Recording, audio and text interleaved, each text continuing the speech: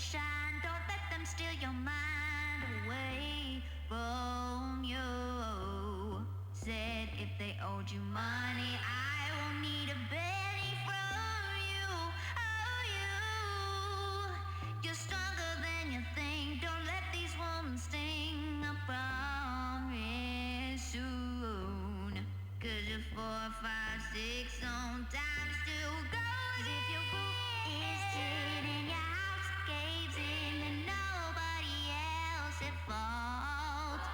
Think I did something bad, I did something bad. Never question the hand they had. Say, if they owe me money, if they owe me something, let's go round and spend it all. Say, I'm not very lucky. If they owe me something, let's go round and spend it all. I'm so very lost. Things hadn't going my way. I've been on both lawns and the grass is greener over on their side. Let me tell you that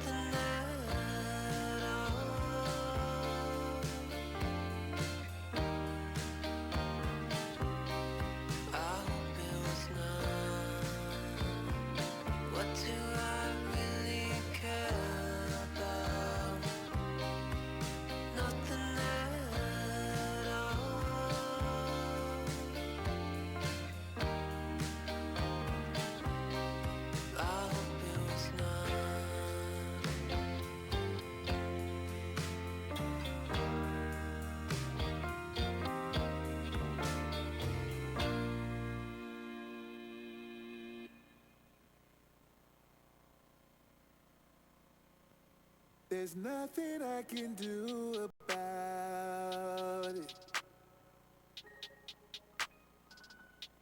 There's nothing I can say about it. I tried to meditate about it.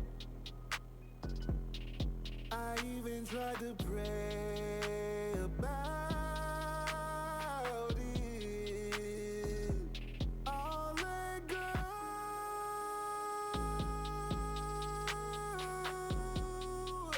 before I explode. Before I explode, I'll let go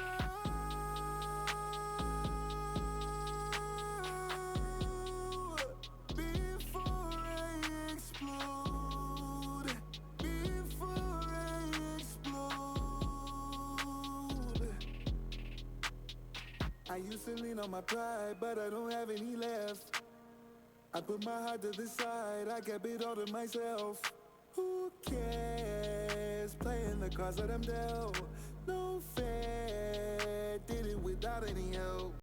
Daddy taught me well, never be proud of myself. Life was a living hell, I started doubting myself. Something is telling me it won't be clear until I look in the mirror. Something is telling me it won't be clear until I look in the mirror. I'll let go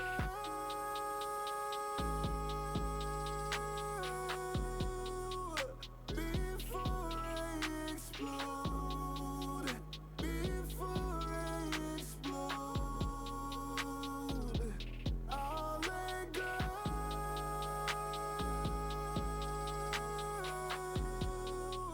before I explode. Before I explode. Won't walk around with my head down. I work through the trauma till everything's okay. Sometimes it feels like I'ma drown. I work through the trauma till everything's okay. Won't walk around with my head down. I work through the trauma till everything's okay. Sometimes it feels like I'ma drown. I work through the trauma till everything's okay.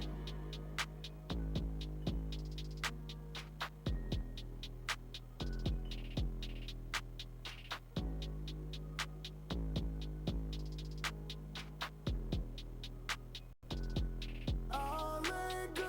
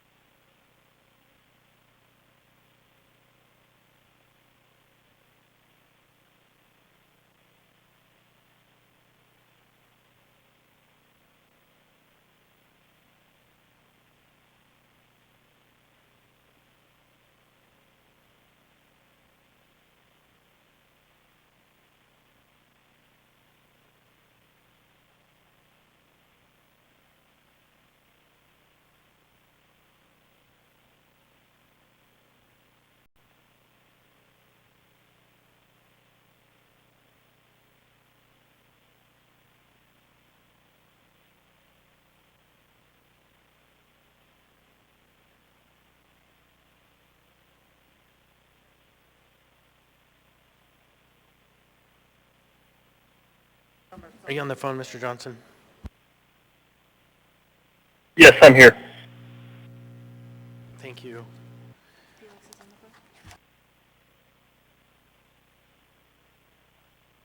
I'm here too, Chris. This is Daniel. Oh, hi. Thank you, Mr. Vaughn. Mr. Rivera, do you happen to be there? No. Okay. I'm going to keep my own calendar. I know. Same. Good evening, everybody. I'm going to go ahead now. Oh, very soon. We stream it.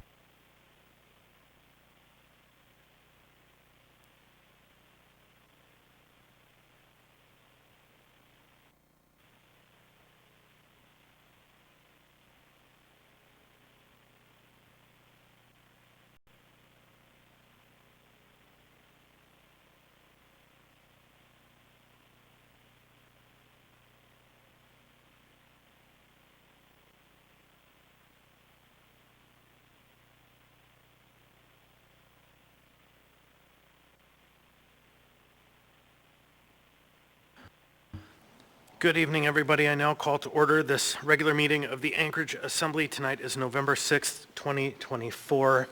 It is 5:03 p.m. Madam Clerk, would you please call the roll?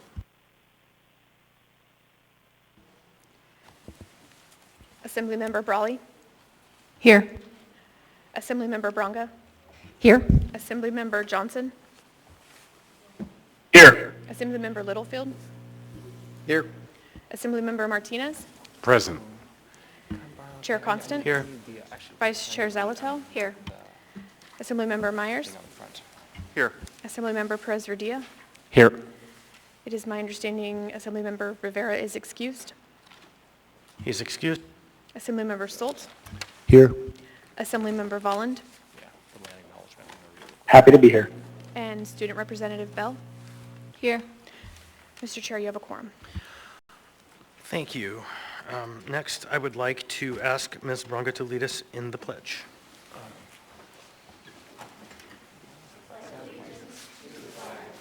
United States of America.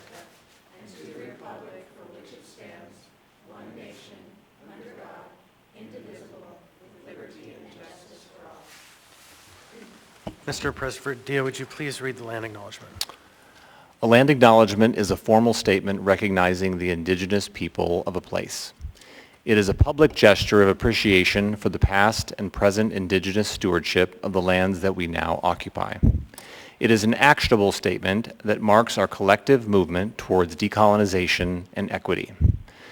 The Anchorage Assembly would like to acknowledge that we gather today on the traditional lands of the Dena'ina Athabascans. For thousands of years, the Dena'ina have been and continue to be the stewards of this land. It is with gratefulness and respect that we recognize the contributions, innovations, and contemporary perspectives of the Upper Cook Inlet Dena'ina. Thank you, Mr. Perez-Verdia. Next, we have minutes from previous meetings. Tonight, we have minutes from the regular meeting of September 24, 2024, item 4A. Is there a motion? Move to approve the minutes of September 24, 2024. Second. Moved by Ms. Zalatel, seconded by Ms. Brawley. Any discussion on the minutes? Hearing and seeing none, I'd like to ask unanimous consent for the adoption of the minutes. Is there any objection? Hearing and seeing no objection, the minutes have been adopted unanimously. Next, we have the mayor's report. Madam Mayor. Thank you, Mr. And thank you all for the opportunity to speak tonight. Good evening, everyone. I appreciate that we are here on land stewarded past and present by the Dena'ina people, and I'm grateful to call this place my home. Let me start by affirming our team's commitment to serve the people of the municipality and work with the legislative branch to move our community forward. Election day has come and gone. As your mayor, I am focused here on our community. No matter what is happening at the federal or state level, local government is where we come together to get things done. It's where, as individuals, we can make the biggest impact. It's where we can improve quality of life for each and every person who lives here. There's no election whose results change the fact that we all share this community as neighbors. We have roads to plow and housing to build, and we are continuing to take action on those priorities. In the wake of some big snow last week, we've been assessing how our months of planning, communication, and coordination to prepare for snow removal played out in real time. It takes 12 municipal departments working in concert to ensure our roads get cleared, and I want to thank all of those departments and every staff member for their hard work. In particular, a big shout out to Paul Van Landingham and our street maintenance crews. They worked literally day and night to make the community safe and navigable for all of us. I also want to congratulate the innovation team for their rollout of muni.org/plow. The new one-stop shop site provides narrative updates, shows sector-by-sector maps so people can track the plowing of neighborhoods and key routes, and offers a place to make reports, ask questions, and contribute thoughts on improving our snow communications and operations. And I also want to thank Municipal Manager Becky Wint-Pearson for all her hard work in this area as well. People visited the site over 27,000 times between last Tuesday and this Tuesday, a rate of about 3,800 visits a day. I think those numbers really speak for themselves and showing how hungry the public has been for reliable, comprehensive information about our snow plans and processes. Our team has been hearing loud and clear from the community, at work, at home, through social media, even at the grocery store, that the transparency and communication is appreciated. We will keep it coming. Snow removal definitely remains top of mind for us as we keep working to smooth out the bumps in the road, if you'll pardon the expression. We're planning to release our overall snow and ice plan to the public on Friday, and we're continuing to work closely with external partners like the state and the school district. With the winter weather, we are very focused on addressing homelessness and executing our plan for winter shelter. We've been working closely with community partners, including the Anchorage Coalition to End Homelessness, safety net service providers, and municipal contractors operating congregate and non-congregate shelter. In under a week, thanks to a collaborative effort, we saw 90% of the 200 non-congregate beds filled using coordinated entry, meaning we move people quickly into shelter while also prioritizing those with the greatest vulnerabilities, including those with disabilities. This is a shift from recent years where beds were filled on a first-come, first-served basis. As we fill non-congregate beds, we are also focused on maintaining flow in the winter shelter system. We want to make sure the 56th Street Congregate Shelter maintains space for walk-ins, giving people the option to arrive 24 hours a day, 7 days a week to get out of the weather. This requires close coordination between different shelter providers and municipal departments. We need shelter for people who need shelter, and we need a law enforcement response when people are committing crimes. And as you all know, we have some big public safety challenges in our community. I've heard directly from business owners about the financial costs of public safety issues in Anchorage. Our public safety departments are working hard to create positive and productive interactions with members of the community, while also bringing a firm response to criminal activity. Law enforcement is a critical piece of how we keep Anchorage safe, from reducing victimization of unhoused residents to making it safe for everyone to explore our trails or do business here. I'm committed to taking action on public safety.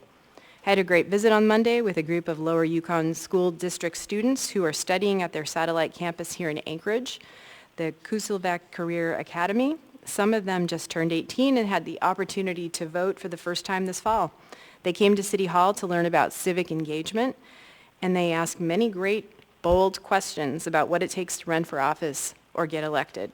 They talked about their own future thoughts and plans to start businesses or run for office to become welders or gardeners. I was reminded how much room there is in our state and what real need there is for the leadership of people who are passionate about building things and helping each other. There is no floor and no ceiling for doing good and treating each other well, no matter our different paths or interests. On that note, I want to take a last moment to honor Pastor Victor Marbury, who recently passed away. He was our volunteer Alaska Police and Fire chaplain for many years, along with serving as a member of the Anchorage Community Police Relations Task Force and the Mayor's Prayer Breakfast Committee. He was also a loving father and doting grandfather. My condolences go out to his family. This week, as every week, that there's an assembly meeting, it's an honor to be here and do the work of the people with all of you. Thank you, Mr. Chair.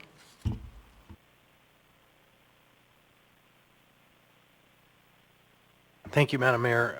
I am hearing that we might still be having some audio challenges on the stream, so, or maybe on GCI, I don't know. Let me try to work that out. Thank you. So next thing, Madam Mayor, is the Chair's report. Good evening, everybody.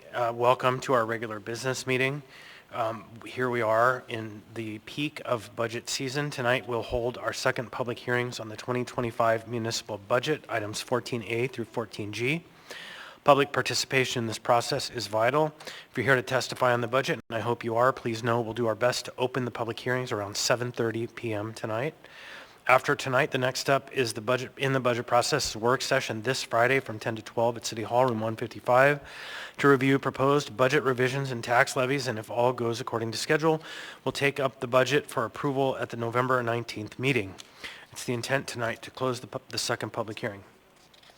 More information on the budget is available on the Assembly's Budget and Taxes page at www.muni.org/assembly. For the past several years, it's been a top Assembly priority to spur new housing development, and we made an even stronger commitment to the priority last year with the passage of our Housing Action Plan. In the year since, the Assembly eliminated single-family-only zoning, removed barriers to small multifamily housing, and established requirements for reporting for short-term rental data. We've also done considerable work to engage community members and partners in discussions and work collaboratively to develop new and innovative housing solutions. You may have noticed that there are several new housing proposals working their way through the Assembly process this fall and winter. I encourage you to go to the Assembly's Housing Focus website in our priorities section to learn more about these proposals and get involved. With the news last week that the average single-family home price in Anchorage jumped to $524,000 this fall, we cannot afford to take our eyes off this goal. We can't have a vibrant community where workers thrive, young people have opportunities to grow, and elders have a comfortable place to age if we don't figure out this housing shortage crisis now. So I want to applaud all Assembly members, the municipal staff, the mayor, community councils, home builders, and community partners who are working diligently to come together and develop solutions. Keep up the good work. Sometimes we dwell on what's wrong with our city without taking time to celebrate the good things. So I wanted to bring to everyone's attention something really positive that we can be proud of that happened this week. It's been 2 years. Assembly invested $51 million in federal relief funding into our community and across the city from Chugiak to Girdwood. We're seeing the positive results of those investments. The COVID relief money helped us get through the pandemic, and it also gave us once-in-a-lifetime projects that will improve our quality of life for generations to come. We often talk about Project 80's investments, but I'd like to celebrate the ARPA projects that we have made, and in particular, I'd like to celebrate one. Actually 2 on my list. The Chugach mountain bikers will soon complete the Coastal Trail Northern Extension in Chugiak. Providence opened several. I can't say this, Kutun-Kunak, a housing program for people age 55 and older experiencing homelessness with 45 permanent supportive housing units and 6 recuperative care units. And Cook Inlet Housing opened the second phase of Chibala Corners 2 with affordable housing.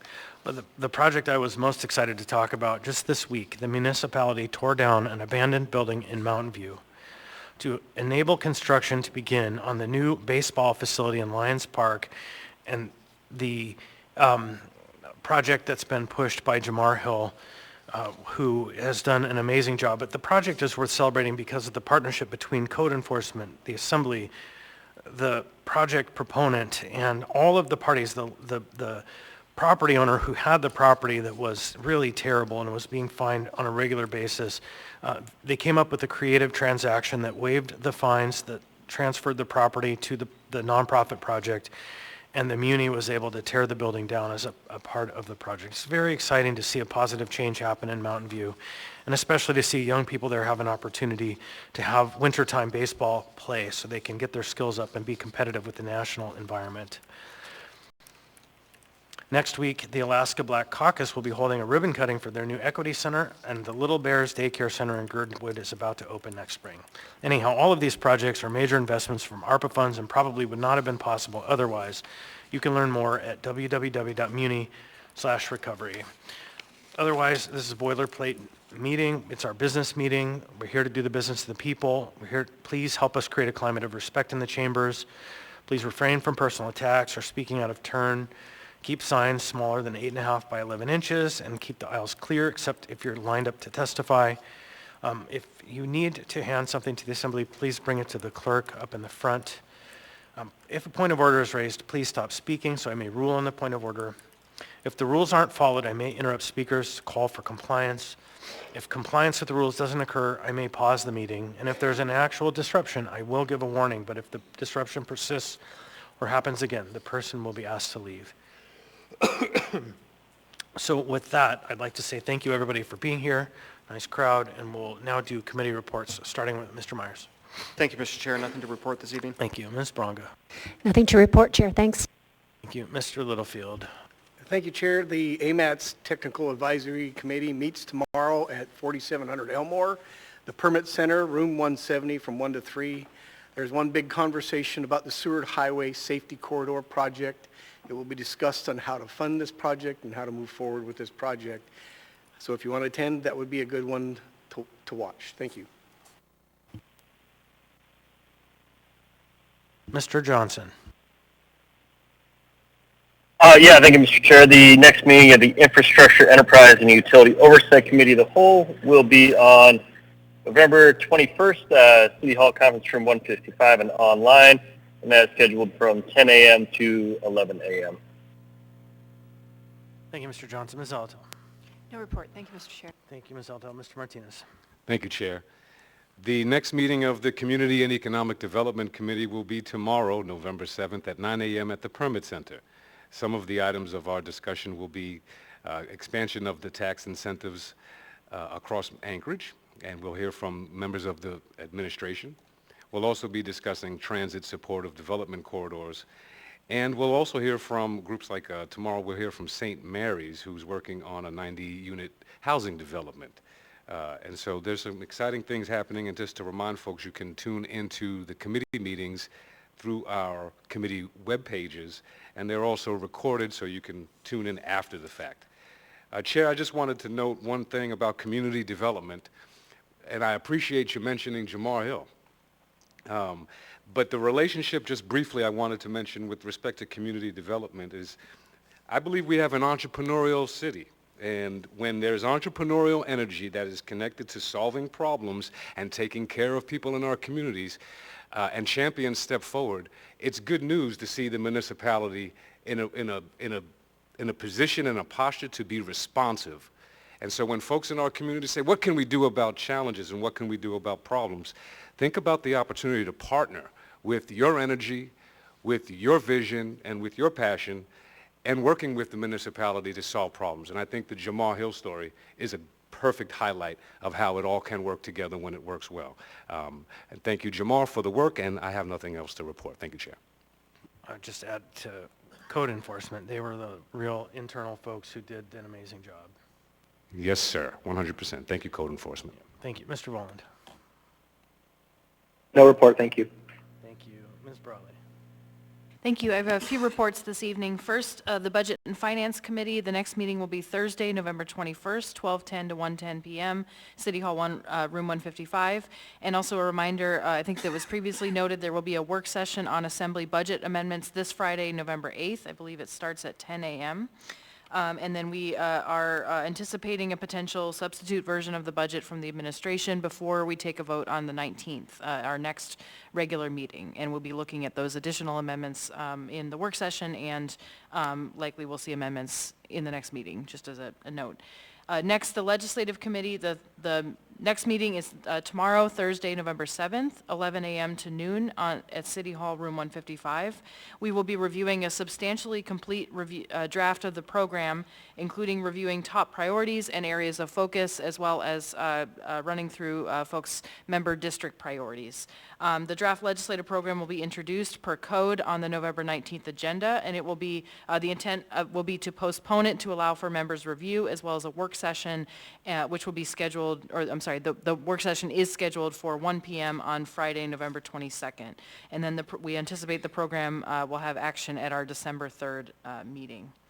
Next, briefly, I'm one of our Alaska Municipal League liaisons. So this is a little bit far ahead, but just giving notice that the annual local government conference, which is hosted annually in Anchorage by the Alaska Municipal League and many affiliated organizations that serve our municipalities around the state, will be held at the Denina Center the week of December 9th through the 13th.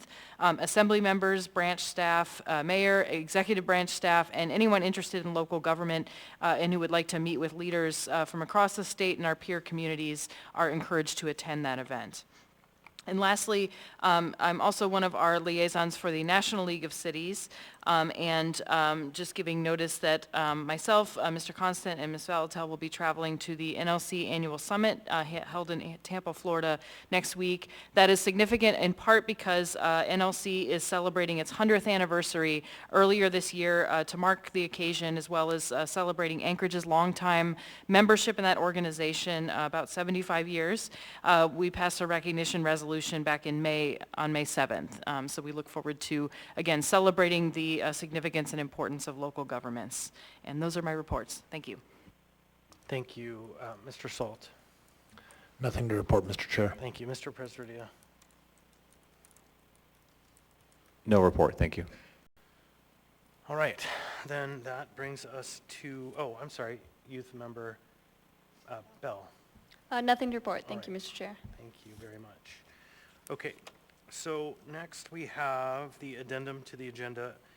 So the addendum to the agenda includes items that are prepared the week before the meeting but don't make it on the formal agenda process. And so before we get to the addendum, we're going to go ahead and address the late on the table items, which incorporate any late on the table items into the agenda. And so we have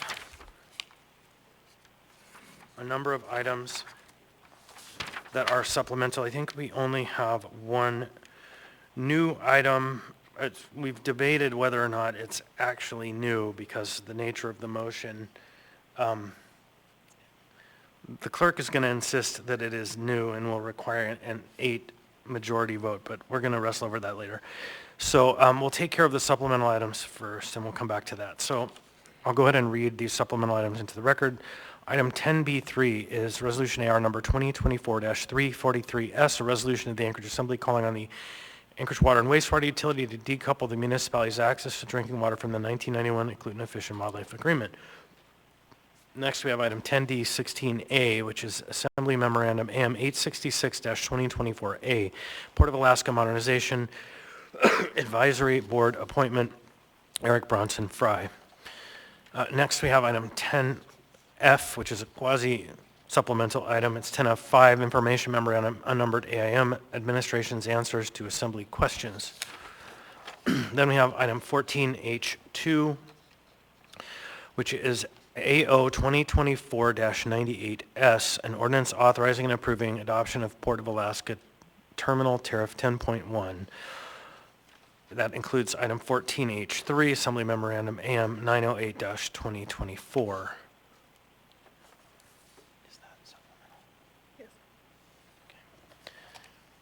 Next is item 14I2, Resolution AR 2024-316S, a resolution of the Municipality of Anchorage, Alaska, approving the issuance of port revenue bonds for the municipality in one or more series in the aggregate principal amount not to exceed $250 million for the purpose of providing funds to refinance certain outstanding debt and to provide for additional funds for capital improvements and related financing expenses of the Don Young Port of Alaska.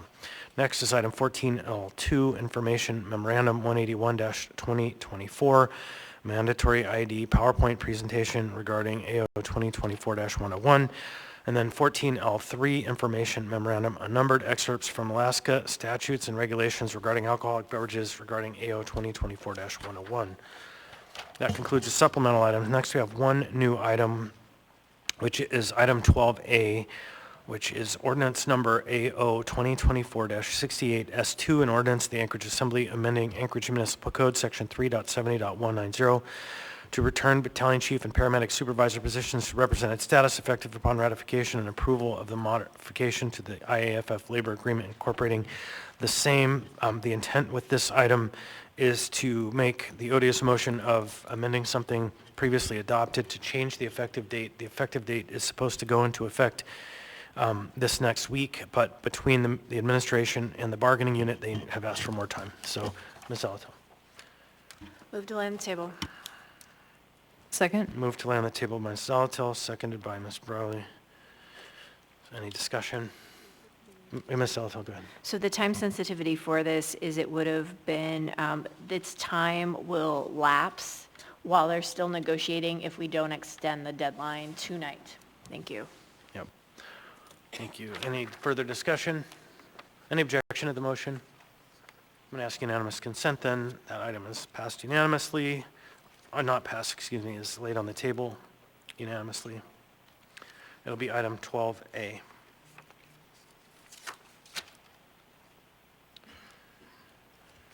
All right, so I'd like to now ask for a motion to incorporate the addendum as printed and distributed in the laid on the table items. So moved. Second. I got the motion by Ms. Salatil. Who's second? Mr. Martinez. Moved by Ms. Salatil, seconded by Martinez. Any discussion?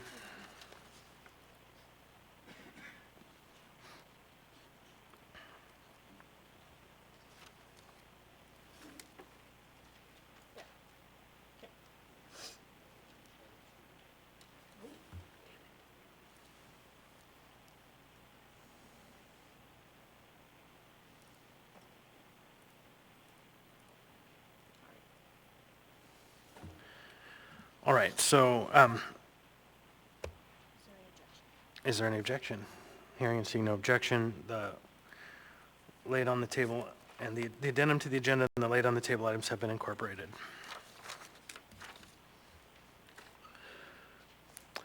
So next we have appearance requests. I don't believe there are any appearance requests on the agenda.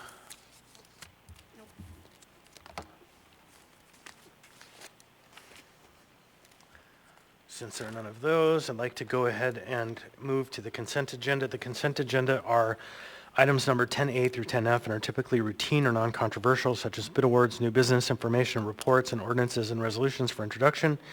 The items on the consent agenda may be approved, accepted, or adopted by the Assembly by a single vote on a motion to approve the consent agenda. Prior to approval, items may be pulled by Assembly members for discussion and separate vote on each item. Under the Assembly rules, all ordinances and some resolutions will have the opportunity for public hearing. So we'll go ahead and start with Mr. Presredia. No items, thank you, Chair. Thank you, Mr. Presredia. Mr. Salt. I'd like to pull item 10A3. 10A3, Mr. Salt. Ms. Browley. 10A5, thank you. 10A5, Ms. Browley. All right, Mr. Voland. No items, thank you. Thank you, Mr. Martinez. No items. No items. Ms. Alatil. Thank you, Mr. Chair. I'd like to pull item 10 Bravo 3, items 10 Delta 1 through 10 Delta 7,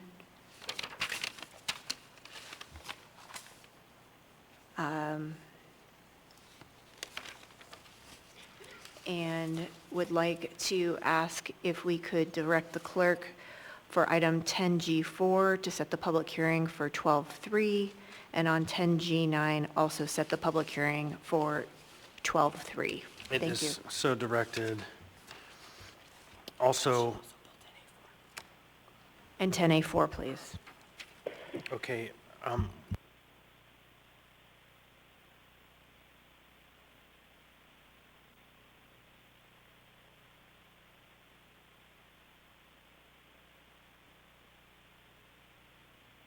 thanks. All right, next we'll move on to Mr. Johnson. Any items to pull? No items, Mr. Chair. Thank you, Mr. Johnson. Mr. Littlefield.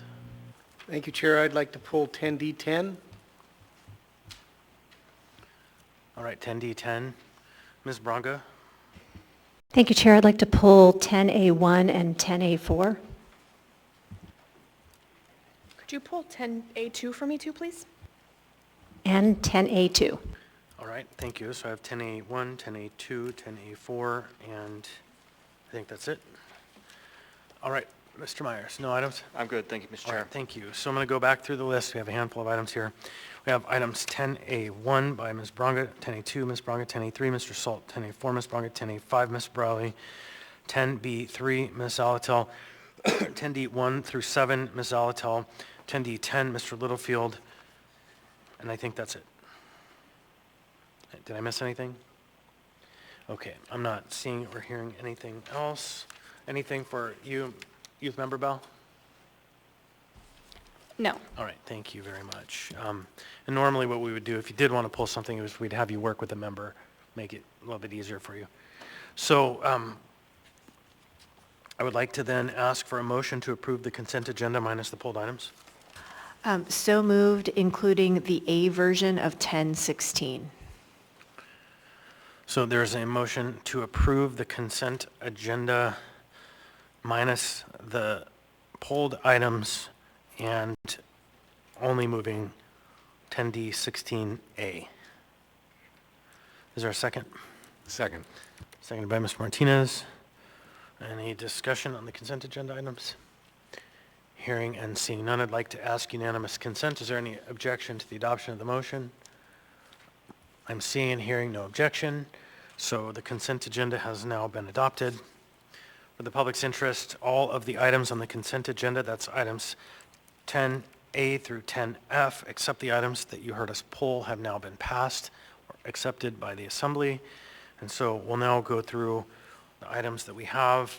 And for the public's knowledge, we are going to change the order of the day slightly. We'll take up the 5 resolutions for reading under 10A, and then we're going to go ahead and make a motion to adopt a series of confirmations, and then we'll go ahead and do the swearing in, and then we'll return back to the consent agenda for the items that were pulled remaining. So should be a pretty streamlined process, but that's the plan.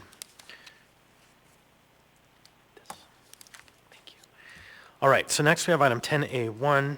10A1 is AR 2024-329, a resolution of the Anchorage Municipal Assembly recognizing November 11, 2024 as Veterans Day, celebrating all U.S. veterans and honoring Alaskan veterans for their service to our country. This item was pulled by Ms. Braga. Thank you, Chair. Move to approve. Second. Moved by Ms. Braga, seconded by Ms. Zalatel. I'd like to ask unanimous consent. Any objection? Hearing and seeing none, the item is passed unanimously. So we're going to have one of our attorneys come down to receive this, and I'm going to ask if there, since this is a resolution recognizing Veterans Day, we would like to ask all veterans who are in the building to please rise.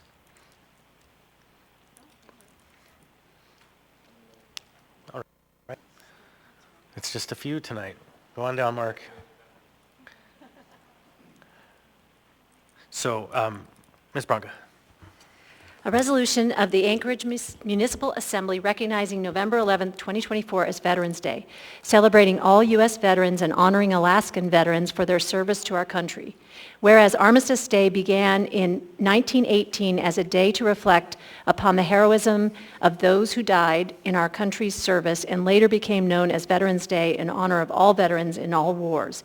And whereas today the U.S. continues to celebrate November 11th as Veterans Day to honor persons in military service and their families for their willingness to serve and sacrifice for the common good.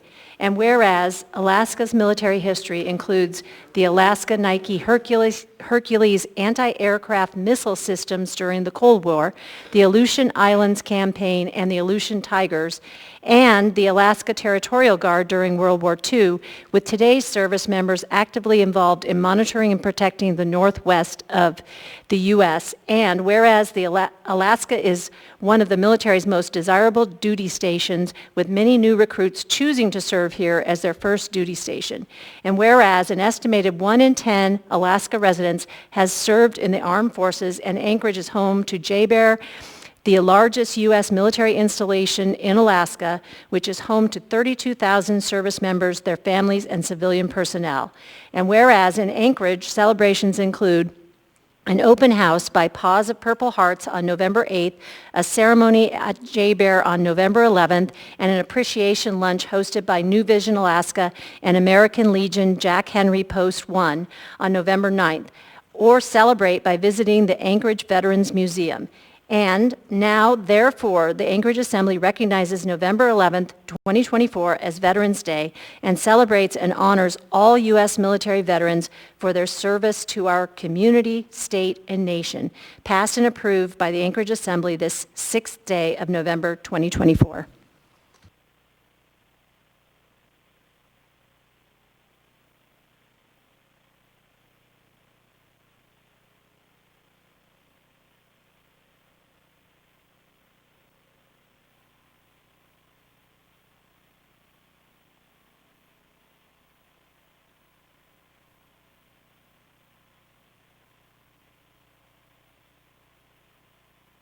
Fine.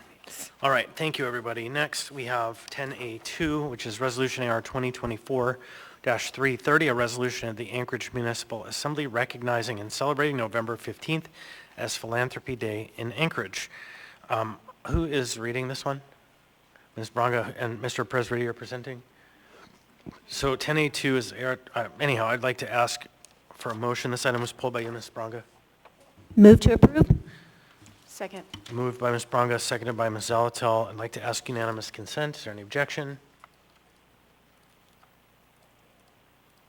Mr. Martinez has suggested he'd like to have our member names added as sponsors. If that can be done by the clerk, that'd be great.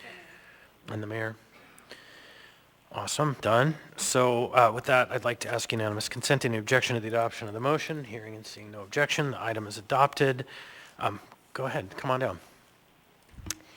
A resolution of the Anchorage Municipal Assembly recognizing and celebrating November 15th as Philanthropy Day in Anchorage.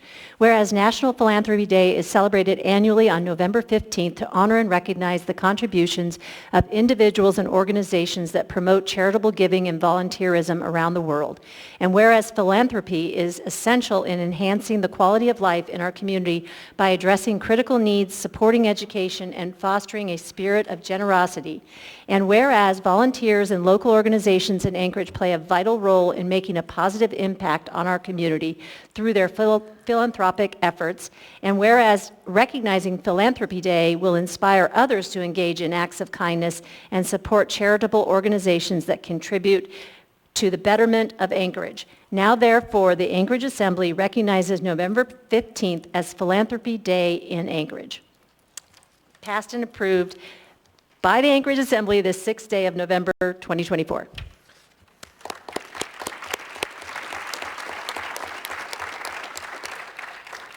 Thank you. Welcome. Hit the little green button if you want to speak. Please. Beautiful. Minutes. Thank you so much. I've actually never given public comment on anything, so bear with me and my lack of formality. I'm last year's president of the Association of Fundraising Professionals Alaska chapter. I'm a fundraiser myself, and thank you so much for doing this today. We really appreciate you. Every year, we as a nonprofit community come together and celebrate those who give and those who ask, two groups that in tandem keep a huge number of important organizations open and operating.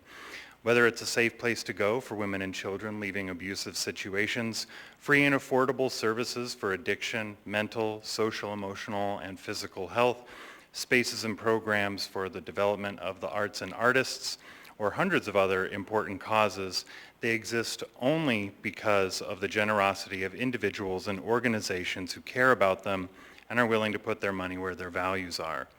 I would venture a guess that what people love about money is that it can become a nearly endless list of things. You can turn it into an adventure with a plane trip, create a sense of security with insurance or savings, or foster a feeling of coziness with a new comforter or pillows. But there's only one way to turn money into love, and that is giving it away. This can take many forms, but in the end, if you want to increase your feelings of pride, connection, and agency in the world, the greatest bang for your buck is to donate it. In our field, we get to work every day with people who know this in their bones, and it is a beautiful way to make a career.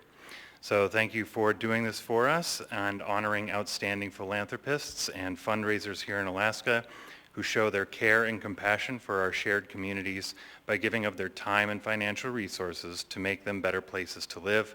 We sure hope that this will raise visibility of those wonderful folks and inspire others to join them. Thank you. we have your name down as Celeste Early. We gather you're probably not Celeste, so maybe you'll tell us who you are. Again, I'm Peter Host. Peter Host, thank you, sir, Yeah. very much. All right, next we have item 10A3, Resolution AR 2024-334, a resolution of the Anchorage Municipal Assembly recognizing and honoring Sophie Mizak Guzmer for her 49 years of service with the municipality of Anchorage.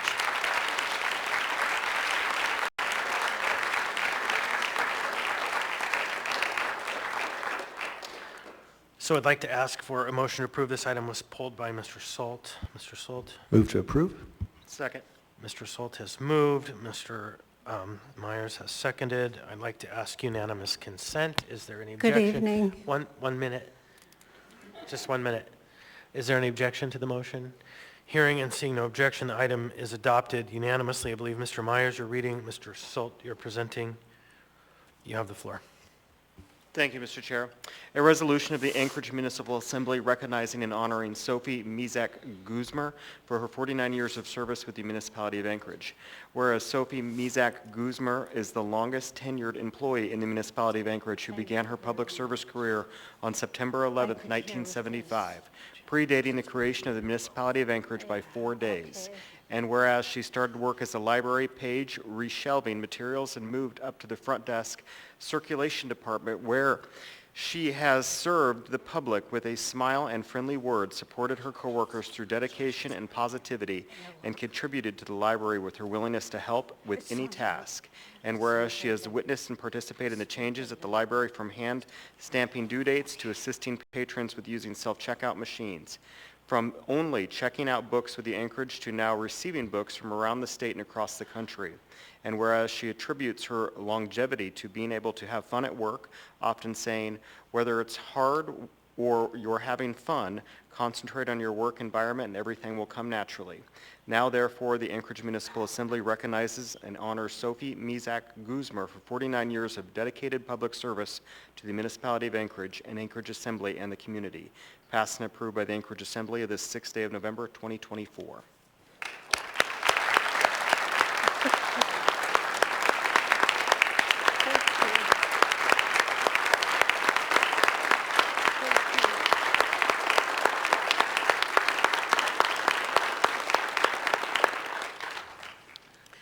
Thank Welcome. you, Assembly members, Mayor, and the presenter that gave me these. Thank you very much. It occurred when Mayor Bronson gave me a plaque for 49 years. At that time, he made a whisper of my life sound like a thunderclap. But you guys have made the thunderclap clap forever, in which I'm grateful. And it all didn't occur because, there's the biggest little bug that one could chew. And he's the one that got everything started. And that was my supervisor, Lucas Bird. And other story will lead you to the assembly. In the year 2020, I went to the Hill Building and went before a clerk and I said, is this piece of paper eligible? Did I come just in time? And he looked at it and he goes, let me go check in the back. So he went in the back to check and he said, you brought it just in time. And it was a congratulatory note from Mayor Birch. And it went into the time capsule in 2020. And in 2120, it will come up and there'll be a congratulatory note from Mayor Berkowitz for my 45 years of service. So 100 years from that, from 2020, my name will come up. But you guys have made my name nice. Thank you, I appreciate it. And I appreciate all my immediate family members coming to this, and friends that I've asked to come. I'm so grateful that they came. Thank you very much. If you would like to come up with your friends and family for a photograph, it would be very welcome, so. I'm hard of hearing. Do you, come, folks, come down. Y'all heard the message. Why don't you go with your friends and family so they can take a picture? Oh, my friends and family. Come, Keisha. Keisha, where are you? E.B., come here. Zach, come here. Greg. Oh! Thank you.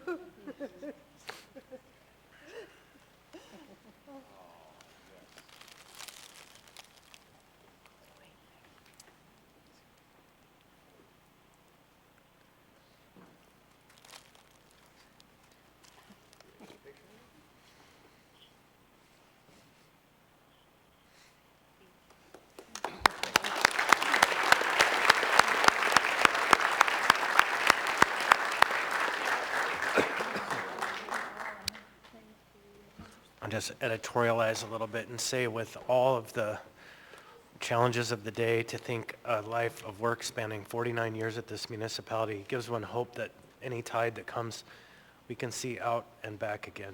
So thank you for your service. I would love to have everybody listed as a sponsor on that item. Okay, next is item 10A4, Resolution AR 2024-340, a resolution of the Anchorage Municipal Assembly recognizing November 20th through December 20th as Survivors of Homicide Victims Awareness Month. This item was pulled by Ms. Brunga.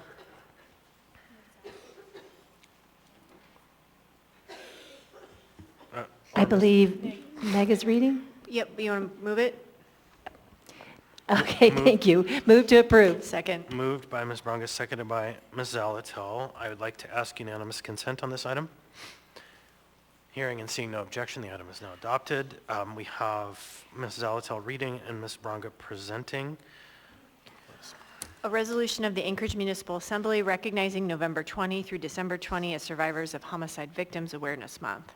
Whereas losing a loved one to homicide is one of the most traumatic events a person can experience. And whereas homicide victims are loved and grieved by family members, friends, neighbors, classmates, colleagues, and communities across the country. And whereas the people negatively impacted by the trauma of homicide go beyond the family and friends of the victim to include bystanders, public safety, and court personnel, jurors, and journalists. And whereas homicide may also lead families to incur expenses they can ill afford, such as funeral costs and lawyers' fees. And if the victim was a breadwinner, families may have to deal with financial insecurity, housing insecurity, or homelessness. And whereas, according to the Department of Public Safety Crime in Alaska 2023 report, a total of 56 murders were reported in Alaska, down from 70 in 2022. And the Anchorage Police Department reported 22 homicides in Anchorage in 2023,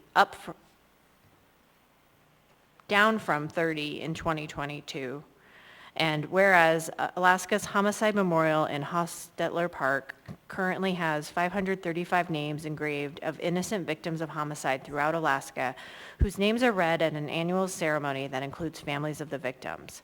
And whereas survivors, advocates, and providers are working to implement equitable and effective community-based responses to homicide, Victims for Justice, a statewide organization established in 1985, serves hundreds of individuals each year. And whereas Victims for Justice provides a homicide grief group open to anyone who has lost a loved one to homicide in Alaska, regardless of where the family resides now, which meets on the second Tuesday of every month from 6 p.m. to 7:30 p.m. via Zoom. Now, therefore, the Municipality of Anchorage honors Survivors of Homicide Victims Awareness Month and expresses support to survivors of homicide victims. To all survivors of homicide victims in Anchorage, you are not alone. Your community joins you in your pain. Passed and approved by the Anchorage Assembly the 6th day of November, 2024.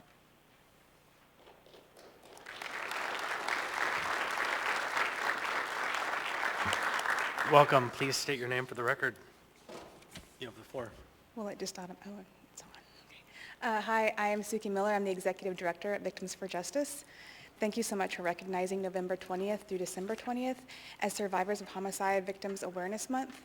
Victims for Justice is located here in Anchorage, Fireweed, and Spenard, and we have been around since 1985, providing services to victims of violent crime, including survivors of homicide, burglary, non-DV, assault, hit and runs, arsons, and a multitude of other violent crimes. And we thank you for recognizing the work that we do and the victims of homicide. A lot of times people express becoming a victim of a violent crime as having to learn a new language on the worst day of your life, and having to navigate the criminal justice system can be overwhelming. If you are a perpetrator, you have a public defender. If you are the prosecution, you have the resources of the state. Many times the victims have no resources whatsoever, and that is where Victims for Justice steps in to help those victims navigate the process, walk with them through it, attend court hearings, provide emergency financial assistance. A lot of times victims of crime are linked with poverty, and we do help them with relocation services and helping supply temporary financial assistance as we try and help them stabilize after a violent crime. Thank you so much for recognizing this Awareness Month, and I look forward to working with you in the future. Thank you. Thank you, Suki. All right. Next up on the agenda, we have item 10A5. 10A5 is AR 2024-341, a resolution of the Anchorage Municipal Assembly recognizing Alaska Public Interest Research Group for its 50 years of advocacy and for ensuring indispensable services and resources are available to Alaskans who need them most. This item was pulled by Ms. Brawley. Move to approve. Second. Moved by Ms. Brawley, seconded by Mr. Martinez. I'd like to ask unanimous consent. Is there any objection to this item? Seeing and hearing no objection, the item is adopted, and I have Mr. Martinez reading and Ms. Brawley presenting. Mr. Martinez. Thank you, Chair. A resolution of the Anchorage Municipal Assembly recognizing the Alaska Public Interest Research Group for its 50 years of advocacy and for ensuring indispensable services and resources are available to the Alaskans who need them most. Whereas on October 21st, 1974, the Alaska Public Interest Research Group, AKPIRG, was founded in Anchorage by a small group of Alaskans dedicated to protecting consumer interests from corporations, and whereas as their operations and aspirations have grown over the decades to encompass issues relating to governmental transparency, voting rights, clean energy, language access, and more, they remain the only nonprofit consumer advocacy organization in Alaska. And whereas AKPIRG has played an integral role in the Anchorage community over the past 50 years, in 1975, AKPIRG spurred the establishment of a rent review board in Anchorage.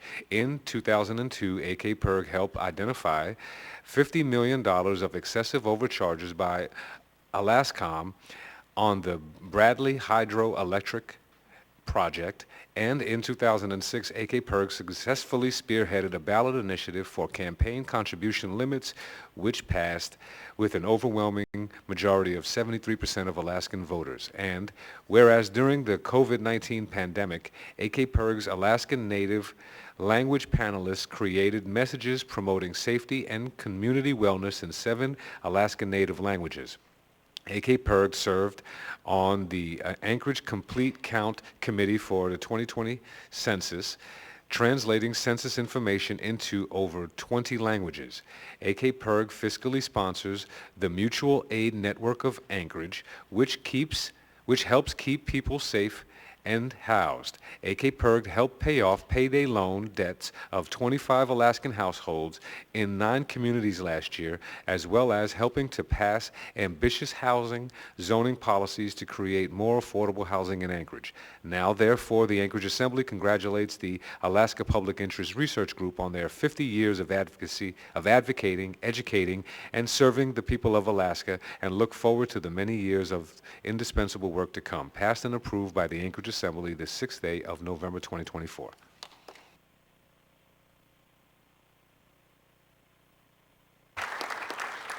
The mic isn't on, but welcome. Please, there you go. Please state your name for the record. You have the floor. Thank you very much, the Assembly. My name is Veri DeSuvero. I'm the Executive Director of ACPERG, or the Alaska Public Interest Research Group. As you've just heard, we've been around for 50 years in Alaska as a statewide organization, but we really have strong roots here in Anchorage. And that's from, again, working on rent control from 50 years ago until now, and also working on preserving public integrity, making sure that we have a strong government, that we have open processes for people to be able to petition government officials and to have them listen. And so for that reason, I want to thank you all for your public service. It's incredibly crucial and incredibly valued. Thank you all for the work you do to make Anchorage a better place and for continuing to listen to constituents as they come forward. Thank you very much. Thank you.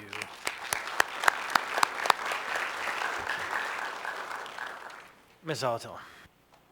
Thank you, Mr. Chair. I move to change the order of the day to take up item 10 Delta 10 next.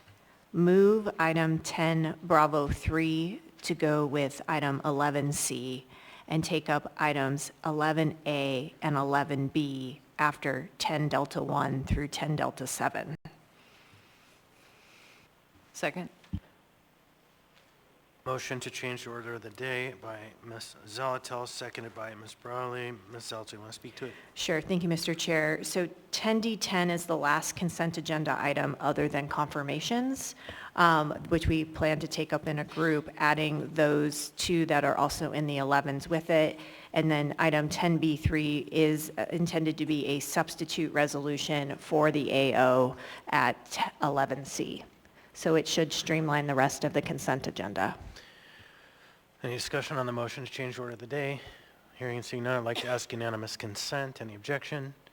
Seeing and hearing no objection, the order of the day has been changed. We'll take up item 10D10 next. Item 10D10 is AM 880-2024 Eagle River Chugiak Park and Rec Service Area Board of Supervisors appointments. This item was pulled by Mr. Littlefield. Thank you, Chair. Move to postpone to the November 19th meeting. Second. Second. A motion to postpone to December 19th by Mr. Littlefield. 11/19. I'm sorry, 11/19. I'm already ready to be in December, I guess. Moved by Mr. Littlefield, seconded by Ms. Zalatil. And any discussion on the motion? Yeah, Chair. The Board of Supervisors out there in Eagle River is comprised of 6 individuals. Of these 6 individuals, 2 of the individuals, this includes the mayoral appointee, 2 of the individuals are involved in an organization that supports all of our trails and out there in a very wonderful organization, and this mayoral appointee is also a part of that organization.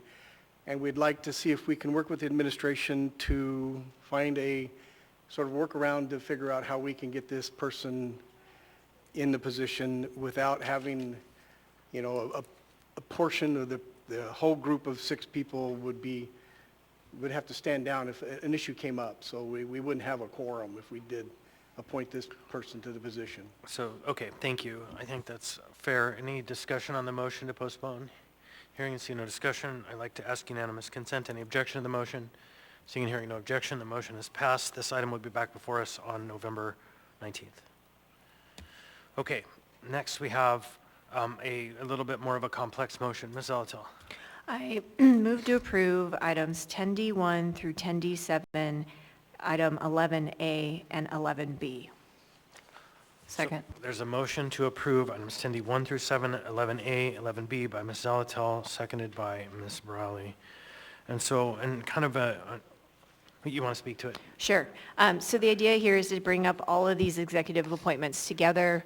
Any member having a desire to bifurcate one may do so if that is the case. Or now, as we have the motion before us, we can debate any of them within this context as well. It was just for purposes of a little bit of procedural expedience today. With that and having the floor, I would like to speak to these in a group. One, I am really happy to see a lot of longtime municipal employees continuing municipal service and being confirmed into these positions. Two, I am thrilled to vote yes and confirm Director Rash in as the Health Department Director. She was acting director for a very long time. It is more than deserving. And three, I welcome everyone who is new, and I'm really, and I had the chance to tell the mayor this today, really impressed with the team the municipality is assembling. And there's a lot of work ahead, but I feel confident that it can be done, and this slate of appointments is really a piece to that. Thank you. All right, I have in the queue Mr. Voland and then Mr. Presredia. Mr. Voland. Thank you, Mr. Chair. I'm trying to scroll through the agenda since we're taking these all up together, but I think, is our Chief Medical Officer appointee in here? Yes. As part of the late? Fantastic. Well, yeah, there he is, 10-6. Little historic moment. This is going to be, I think, the first time that the Assembly confirms the Chief Medical Officer. And so just want to voice my appreciation for the mayor bringing forward a candidate who I feel is very qualified. And I am happy to lend my support to Dr. Conway as well as the rest of the appointees here. Thank you. Thank you. Mr. Presredia. Thank you, Mr. Chair. Yeah, I just want to add my thanks to the mayor and her team for selecting a really fine group of people to come in and work at a time when there's a lot to be done. As Ms. Alatel said, there's a lot to clean up, there's a lot to improve.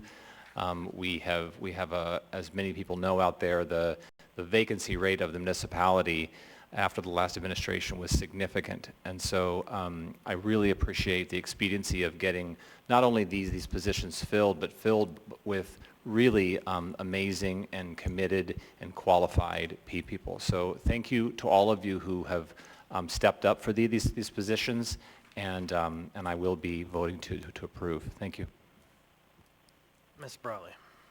Thank you. I will briefly pile on to also recognize and thank the administration for moving timely confirmations forward. I know some folks have been in this acting status for a long time, and I know the intent in the letter of the code is to ensure that we have folks who are confirmed and not acting in a perpetual acting status. So I also appreciate that. I know it's a lot on one agenda, but moving those forward so that we can make sure those folks are actually fully performing in those positions after confirmation. Thank you. All right. Any further discussion on the motion? Hearing and seeing none, I think we'll ask for a recorded vote on this. Members may proceed to vote.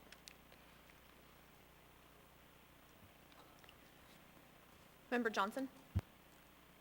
Yes. Member Volland? Yes. And on a vote of 11-0, and the youth member votes Yes. yes, items 10D 1, 2, 3, 4, 5, 6, 7, 11A, and 11B have now passed the body unanimously. So that generally takes care of our business on the consent agenda. Mr. Martinez had asked if I would check and see in the audience if there are any students here for a government or a civics class. If you are, you want to raise your hand, maybe come forward if you're interested to introduce yourself. It's not mandatory. Okay, thank you. So next, what we're going to do, we have a long slate of individuals who are just confirmed into their formal positions within the administration, and so we're going to have them come down one at a time, and we'll try to be efficient with time, so maybe everybody who's intending to come towards the front rows, but we'll start with Susie Marshall.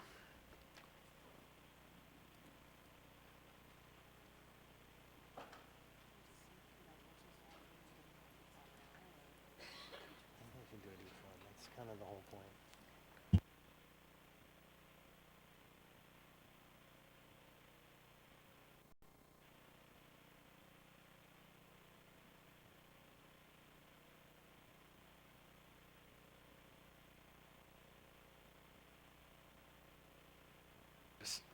Our normal process would be do everyone at once, but there was some discussion that it was not enough decorum, so we're doing everyone one at a time.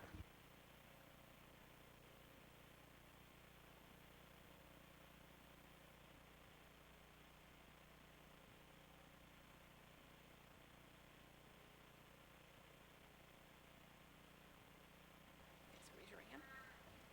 I solemnly swear or affirm I solemnly swear or affirm that I will support and defend the Constitution of the United States I will support excuse me, and defend the Constitution of the United States, the Constitution of the State of Alaska, the Constitution of the State of Alaska, and the Charter of the Municipality of Anchorage, Charter of the Municipality of Anchorage, and I will faithfully perform the duties and I will faithfully perform the duties of Information Technology Director Information Technology Director to the best of my ability. to the best of my ability. Rock and roll. Thank you.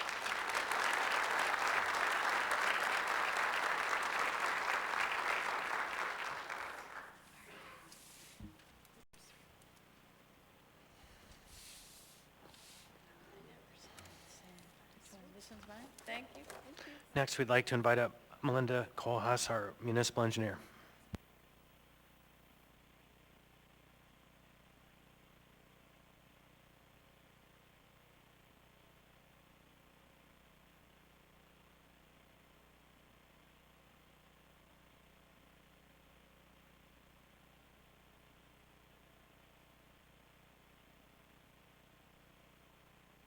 Raise your right hand. I solemnly swear or affirm I solemnly swear or affirm that I will support and defend the Constitution of the United States, that I will defend and support the Constitution of the United States, the Constitution of the State of Alaska, the Constitution of the State of Alaska, and the Charter of the Municipality of Anchorage, and the Charter of the Municipality of Anchorage, and that I will faithfully perform the duties and that I will faithfully perform the duties of municipal engineer of municipal engineer to the best of my ability. to the best of my ability. Congratulations. Thank you very much.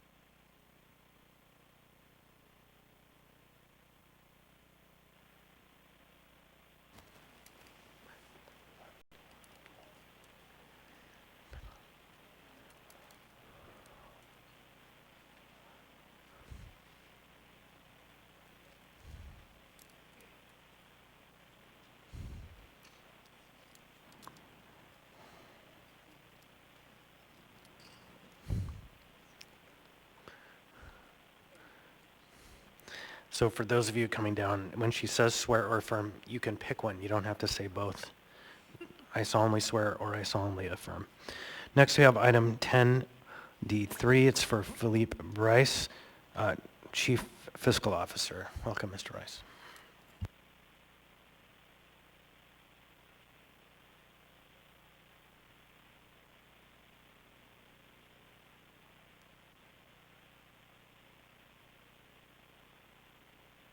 So raise your right hand and repeat after me.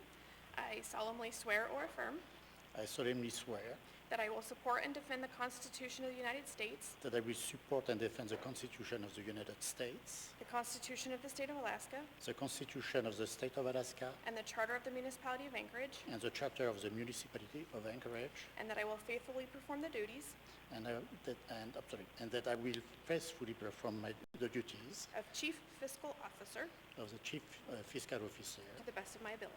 to the best of my ability. Congratulations. Thank you.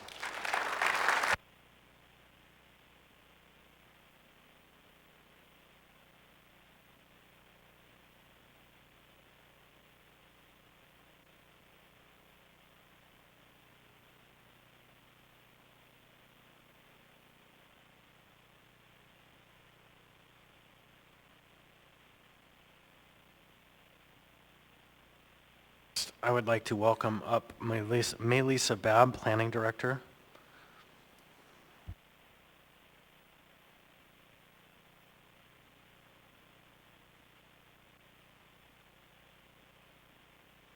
Raise your right hand. I solemnly swear or affirm I solemnly swear that I will support and defend the Constitution of the United States, that I will support and defend the Constitution of the United States, the Constitution of the State of Alaska, the Constitution of the State of Alaska, and the Charter of the Municipality of Anchorage, and the Charter of the Municipality of Anchorage, and that I will faithfully perform the duties and that I will faithfully perform the duties of the Planning Director of the Planning Director to the best of my ability. to the best of my ability. Congratulations.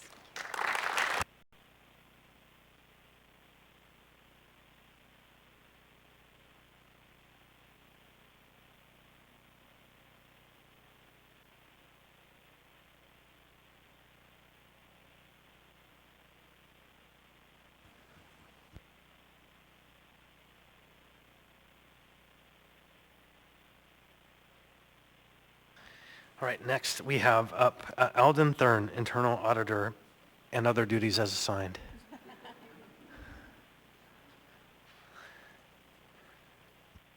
Right hand. I solemnly swear or affirm I solemnly swear that I will support and defend the Constitution of the United States, that I will support and defend the Constitution of the United States, the Constitution of the State of Alaska, the Constitution of the State of Alaska, and the Charter of the Municipality of Anchorage, and the Charter of the Municipality of Anchorage, and I will faithfully perform the duties and that I will faithfully perform the duties of Internal Auditor of Internal Auditor to the best of my ability. to the best of my ability. Congratulations. Again.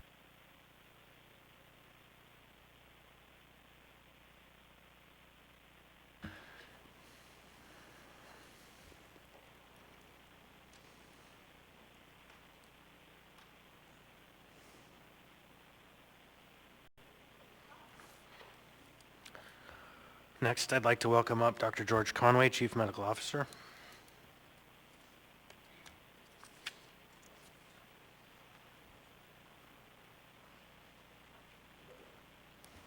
Raise your right hand. I solemnly swear or affirm I solemnly swear that I will support and defend the Constitution of the United States, that I will support and defend the Constitution of the United States, the Constitution of the State of Alaska, the Constitution of the State of Alaska, and the Charter of the Municipality of Anchorage, and the Charter of the Municipality of Anchorage, and I will faithfully perform the duties and I will faithfully perform the duties of the Chief Medical Officer of the Chief Medical Officer to the best of my ability. to the best of my ability. Congratulations. Thanks very much.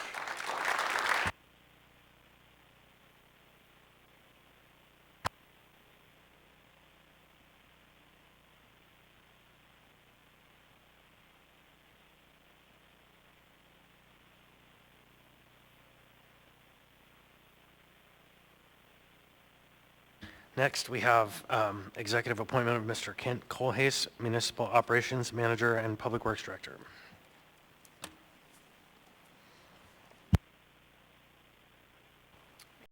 And I solemnly swear or affirm I solemnly swear that I will support and defend the Constitution of the United States, that I will support and defend the Constitution of the United States, the Constitution of the State of Alaska, the Constitution of the State of Alaska, and the Charter of the Municipality of Anchorage, and the Charter of the Municipality of Anchorage, and I will faithfully perform the duties and I will faithfully perform the duties of the Public Works Director of the Public Works Director to the best of my ability. to the best of my abilities. Congratulations.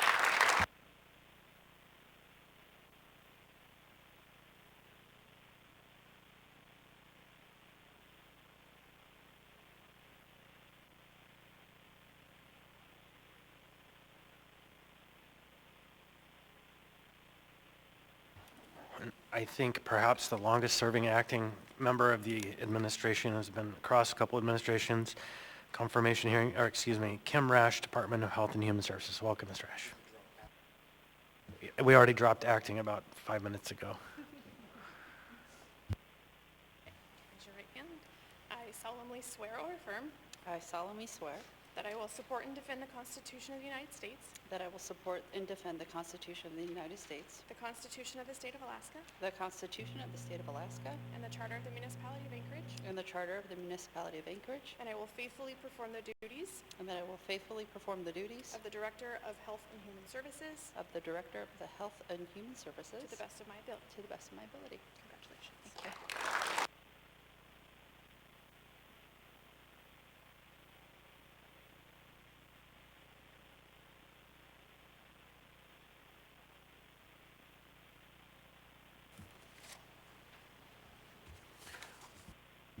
So just note that Chris Hunter, the purchasing director, was also confirmed tonight, but he is traveling, so we'll have him back another night. And with that, we'll take our regularly scheduled dinner break, and we'll be back in just a little bit.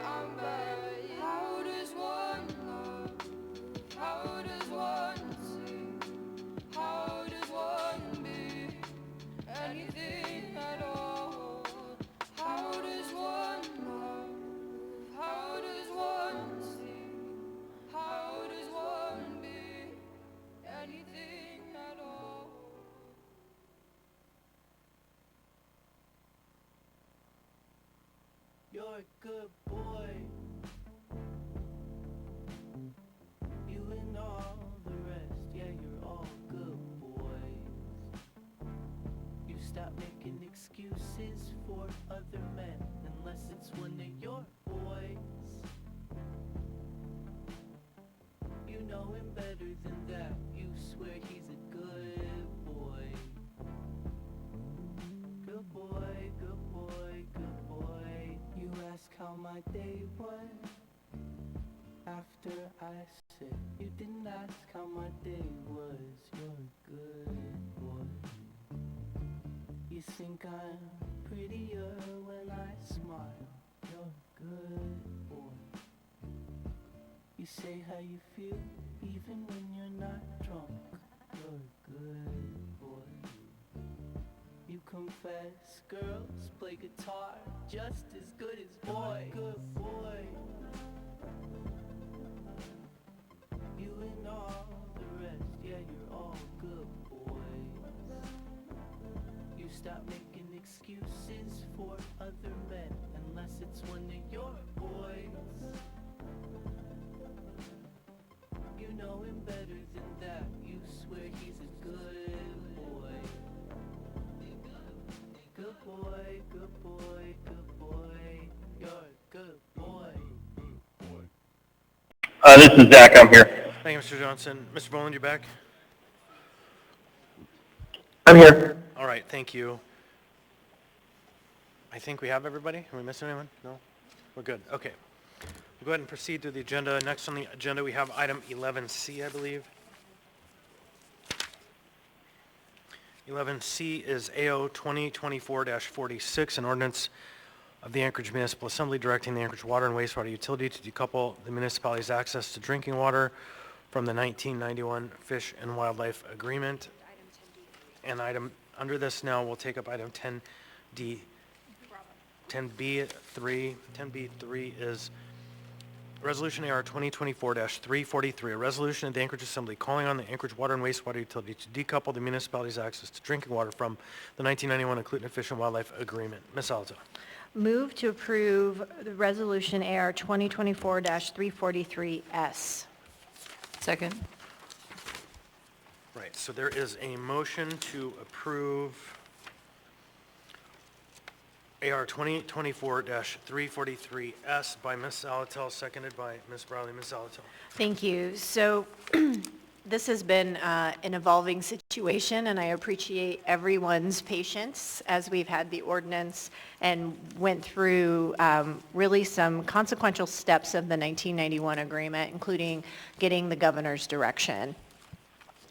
What the resolution does, and the S in particular, is it provides policy guidance to AWU to really rely upon the process we typically use in order to secure our water rights, which is a set of agreements that come to the Assembly for approval.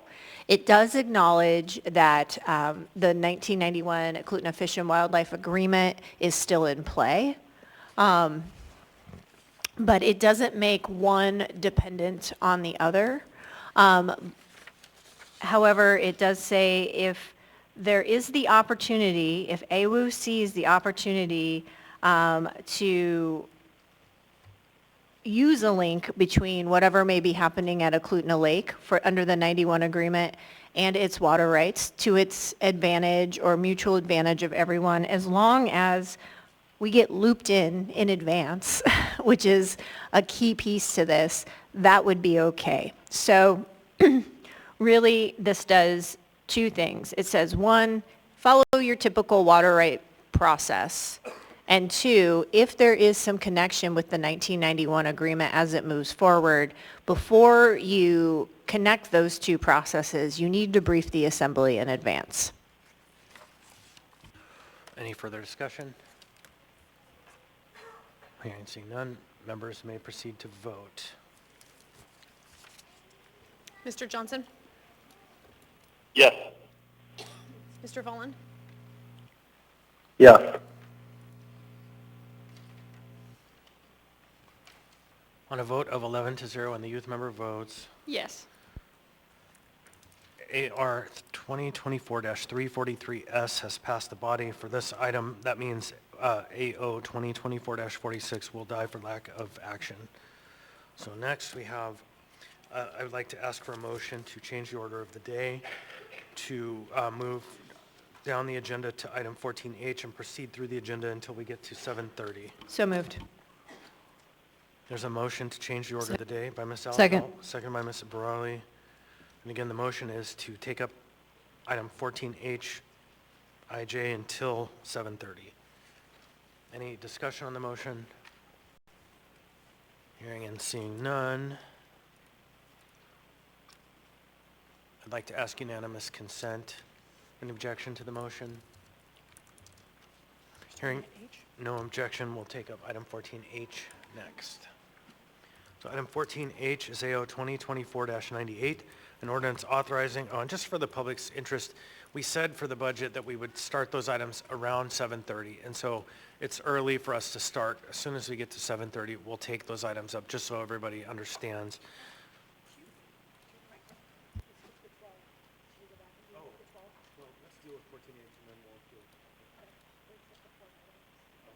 Okay, Ms. Alatel raises a concern. If you don't mind, we have an item in the 12s, and so we'll take that up now.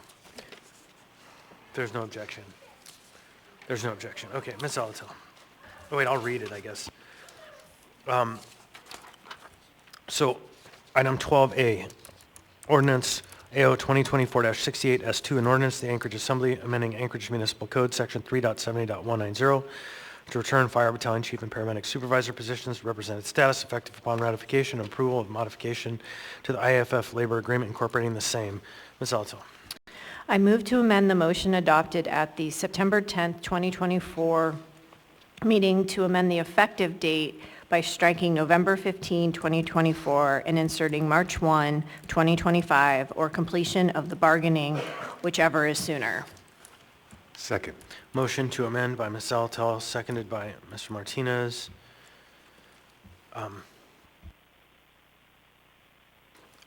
It is moved and seconded. We amend the motion adopted at the 9/10/2024 meeting to amend the effective date by striking November 15 and inserting March 1st, actually. Is there any discussion on the matter? This motion in our rules is the motion to amend something previously adopted. It's something we very rarely use. It requires that the item not have been effective yet. And so this motion is proper for this item because the effective date was set to next week. The purpose, again, as Ms. Alto stated, is to allow the administration and the bargaining unit to have some more time to come to a point. So if there's any further discussion, speak now. Seeing hearing none, members may proceed to vote.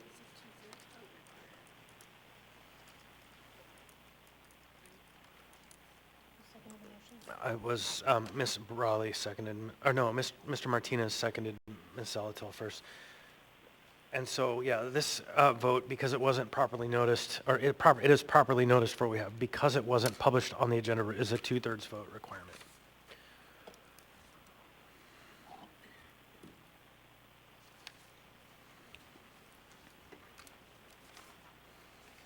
Mr. Volland? Yes. Mr. Johnson? Yes. On a vote of 11-0 and the youth member votes Yes. yes, the motion to amend something previously adopted has been adopted, and we have changed the effective date to March 1, 2025, or upon agreement of the parties. Now we can move on to item 14H. Thank you for catching that, Ms. Alto. 14H is AO, and the next series of items are port-related. AO 2024-98, an ordinance authorizing and approving adoption of Port of Alaska Terminal Tariff Number 10.1. The public hearing on this item is now open. Anyone wish to be heard on this item? Anyone at all? Seeing hearing none, public hearing on this item is now closed. What's the will of the body? Move to approve the S. Second. Moved by Ms. Zalatal, seconded by Mr. Martinez. Any discussion? Ms. Zalatal? Thank you. So what this action and the next do is allow us, the municipality, to issue up to $180 million of revenue bonds. Revenue bonds are paid for by the tariff at the port, so it's a fee for everything that comes across. And it's actually a surcharge on the tariff. The $180 million will go toward rebuilding the Cargo Terminal 1 at the Port of Alaska, which is in dire need of being rebuilt. These are some of those preliminary steps so that we'll be able to ask for a contract to do that building, and hopefully we'll be able to award that contract in early next year and move towards construction in the summer of 2026. Thank you. All right, so any further discussion on the tariff? Seeing hearing none, members may proceed to vote. Mr. Volland? Yes. Mr. Johnson? Yes.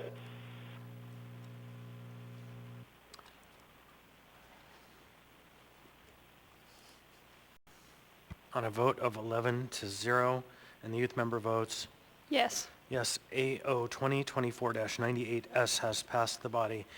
Next, we have item 14I.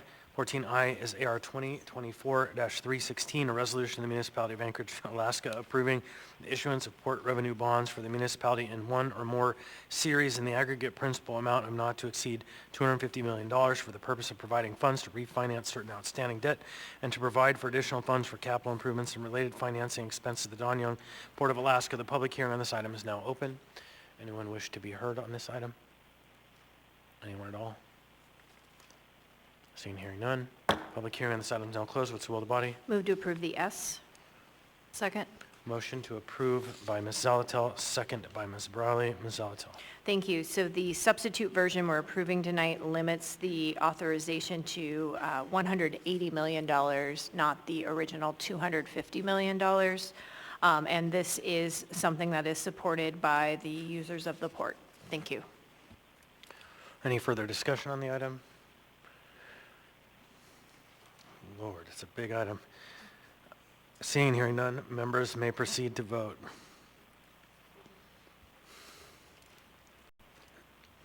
Member Follen? Yes. Member Johnson? Yes.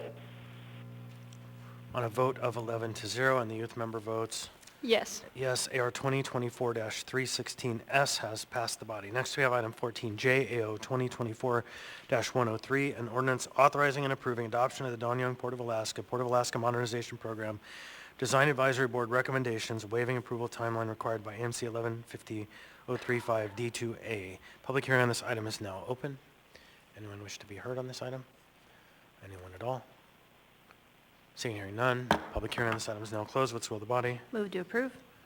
Moved by Ms. Zalatel. Second. Second by Mr. Martinez. Ms. Zalatel. Thank you. So the previous actions we took were a big milestone with regard to Cargo Terminal 1. This item before us tonight is a big milestone moving forward with Cargo Terminal 2. The port has 2 cargo terminals, and both are essential to ensuring we get timely goods into Alaska and throughout the state.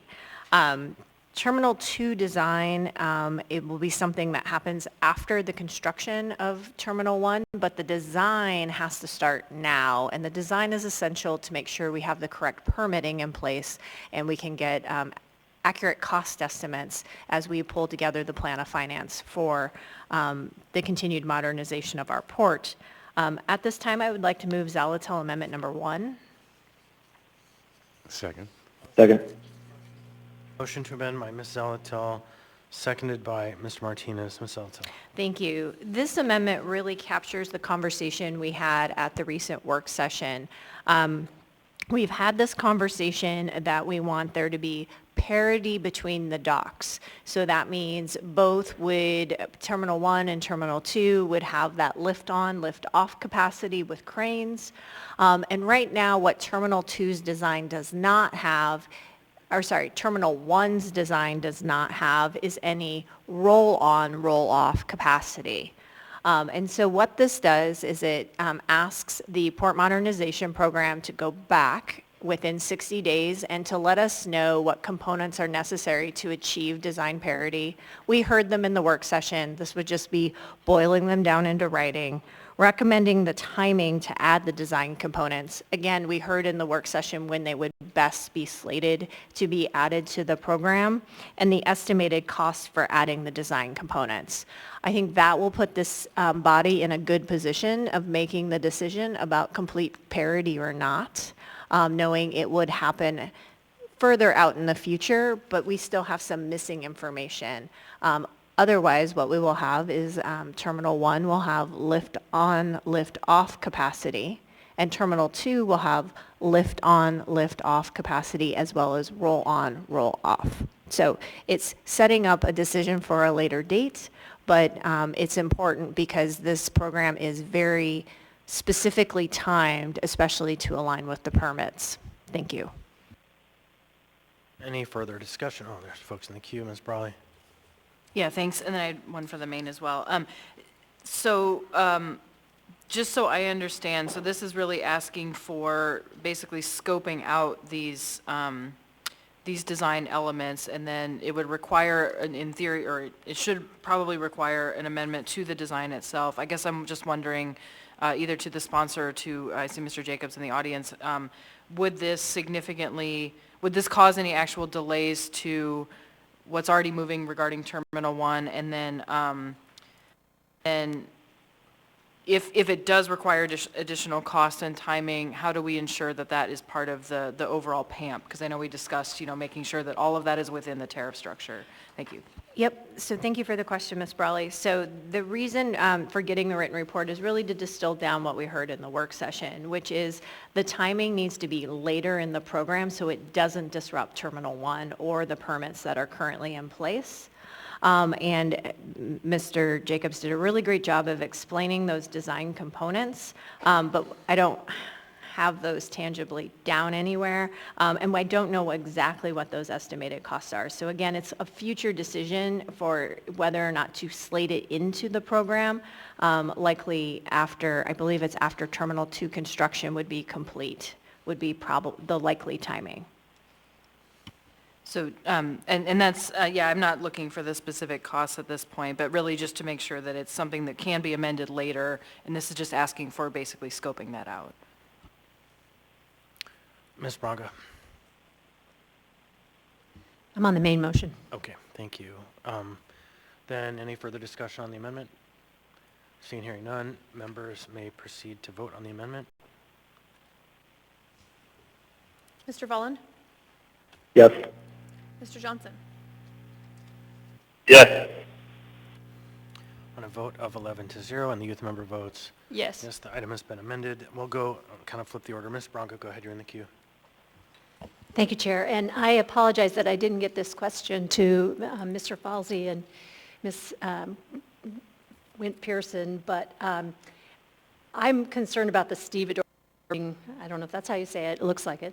I'm not sure why they can't share the stevedore building. To me, it's like, oh, we want our own. We want, and we don't feel like, go back to the original idea of two smaller but similar stevedore buildings. One building shared by two users was a concern. I think they could figure it out, but that's my take on it. Right, thank you. Ms. Brawley? Yeah, thank you. And I also apologize, I was not able to get this question in advance. I just had a question about, so the scope of this memo is really amending and changing the width of the dock to 120 feet. There was other discussion, it looks like, in the June Design Advisory Board meeting on basically the materials columns are built out of and other items. So I just wondered if there was an update on any of those decisions, or if those, it looked like those have been still sitting with the Design Advisory Board, but just making sure that that by us adopting this, it isn't necessarily adopting the other pieces in there that seem to be pending. Thanks. Through the Chair, Member Raleigh, that's correct. That the item before the body tonight is simply approval of the width of Terminal 2 recommendation from the Design Advisory Board. You're correct that those items were discussed, but they are not actually part of the recommendation that is subject to approval by the body tonight. And I can ask Mr. Adams to give more detail on that if it's helpful. Thank you. I guess I just want to understand what the next step then would be, and what the timing would be, and just again making sure it's not going to negatively impact the work that's already underway. Well, I'm going to defer to Eric Adams on that one.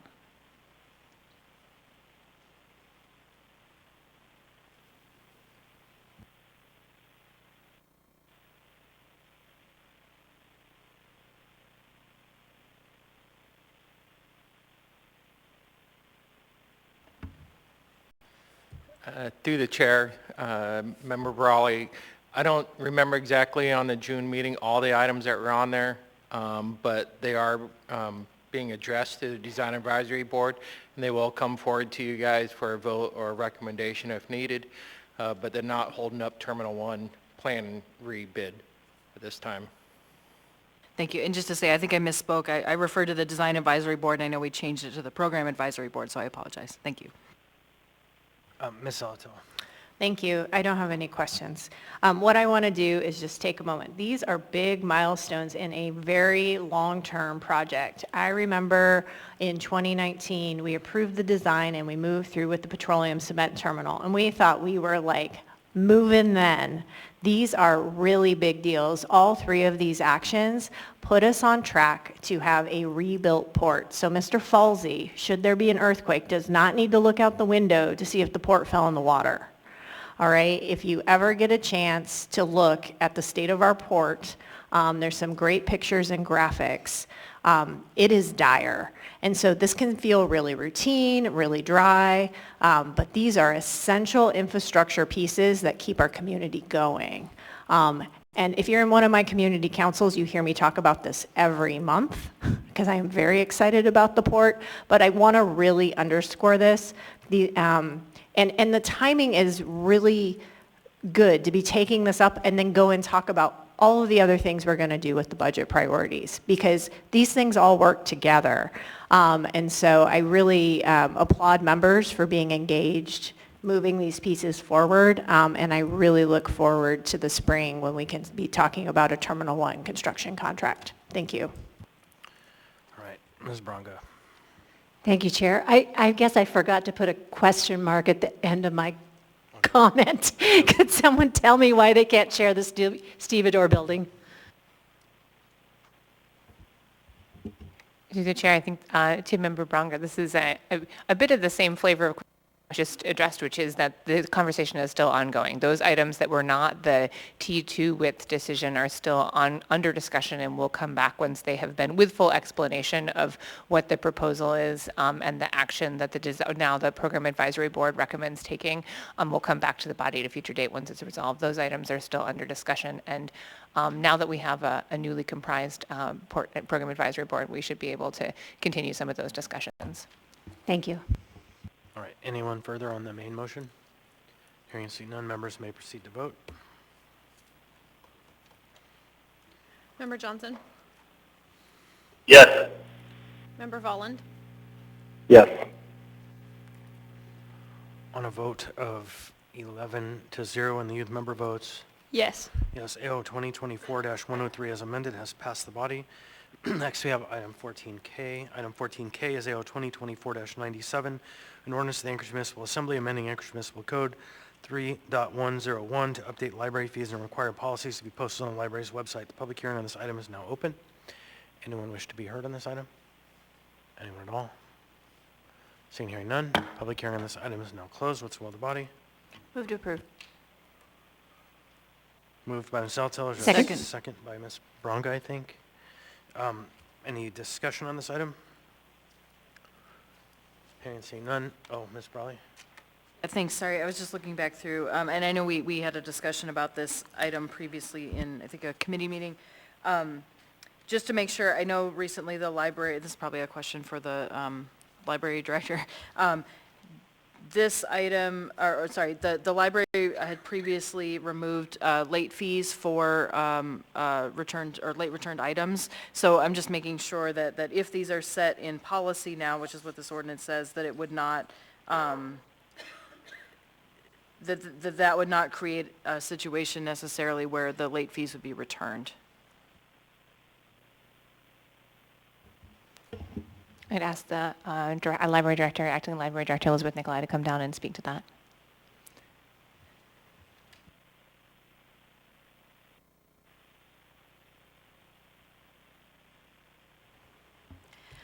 Through the chair, I'm Elizabeth Nicolai, acting library director, and we have no intention of returning library fines, overdue fines, and it is in the proposed 2025 budget to have zero revenue from overdue fines.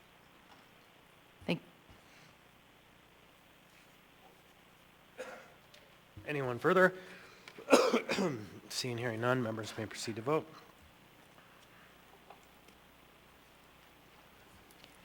Member Johnson? Yes. Member Volland? Yes. On a vote of 11-0 and the youth member votes Yes. yes, AO 2024-97 has passed the body. Next, we have item 14L. 14L is AO 2024-101. An ordinance of the Anchorage Municipal Assembly amending Anchorage Municipal Code Section 10.50.036 to require mandatory ID checks for the service and sale of alcoholic beverages at the premises of all retail licensees within the municipality. Move to approve. Hold on. We got to have a public hearing on this item. Public hearing on this item is now open. Anyone wish to be heard on this item? Anyone at all? Seeing, hearing none, public hearing Oh, wait, I'm sorry, hold on, there was one phone call, that's right. And then I was not going to close the public hearing. I was going to move over to Ms. Brawley, so I rescind that motion. So if we can go ahead and call Ms. Groudon.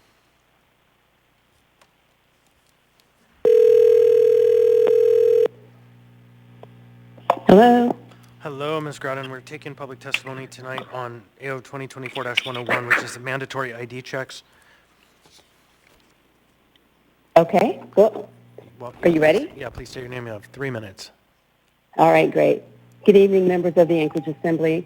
My name is Celeste Hodge Groudon, and I am the president and CEO of the Alaska Black Caucus, a Black-led organization dedicated to championing the lives of Black and other marginalized communities in the realm of justice, economics, health, and education.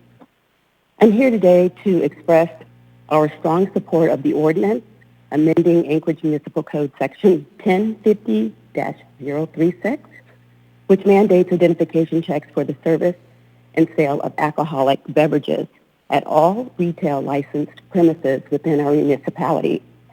The statistics surrounding underage drinking and alcohol-related harms are alarming. Research shows that implementing policies like mandatory ID checks can significantly reduce underage access to alcohol and help mitigate the risks associated with binge drinking, interpersonal violence, and sexual assault. By ensuring that every establishment is held accountable for verifying age, we can create a safer environment for our youth and our community as a whole. Moreover, the Alaska Division of Motor Vehicles reports over 2,100 J-restricted licenses within Anchorage. This fact alone highlights the necessity of consistent ID checks to prevent alcohol sales to individuals who are not legally permitted to purchase it. Without a uniform policy, enforcement becomes inconsistent and relies on individual businesses to uphold their own verification processes. This is simply not enough to protect our community. The Anchorage community has already voiced its support for required ID checks, as demonstrated by the advisory vote on Proposition 11 in 2011. It is clear that our residents recognize the importance of such measures. By passing this ordinance, we will not only align our practices with public sentiment, but also take a significant step toward ensuring the safety and well-being of all Anchorage residents. In closing, I urge you to consider the positive impact that mandatory ID checks can have on our community. This ordinance is not just a regulatory measure, it is a commitment to protecting our youth and promoting responsible alcohol consumption. Let us make Anchorage a safer place for everyone. Thank you for your attention and for your commitment to the well-being of our community. Thank you. We'll be back in touch. All right, anyone else wish to be heard on this item? Seeing and hearing none, to this, Ms. Brawley. Move to continue the public hearing and postpone to the regular meeting of December 3rd. So there's a motion to continue the public hearing to the meeting of December 3rd by Ms. Brawley. Second. Seconded by Mr. Martinez.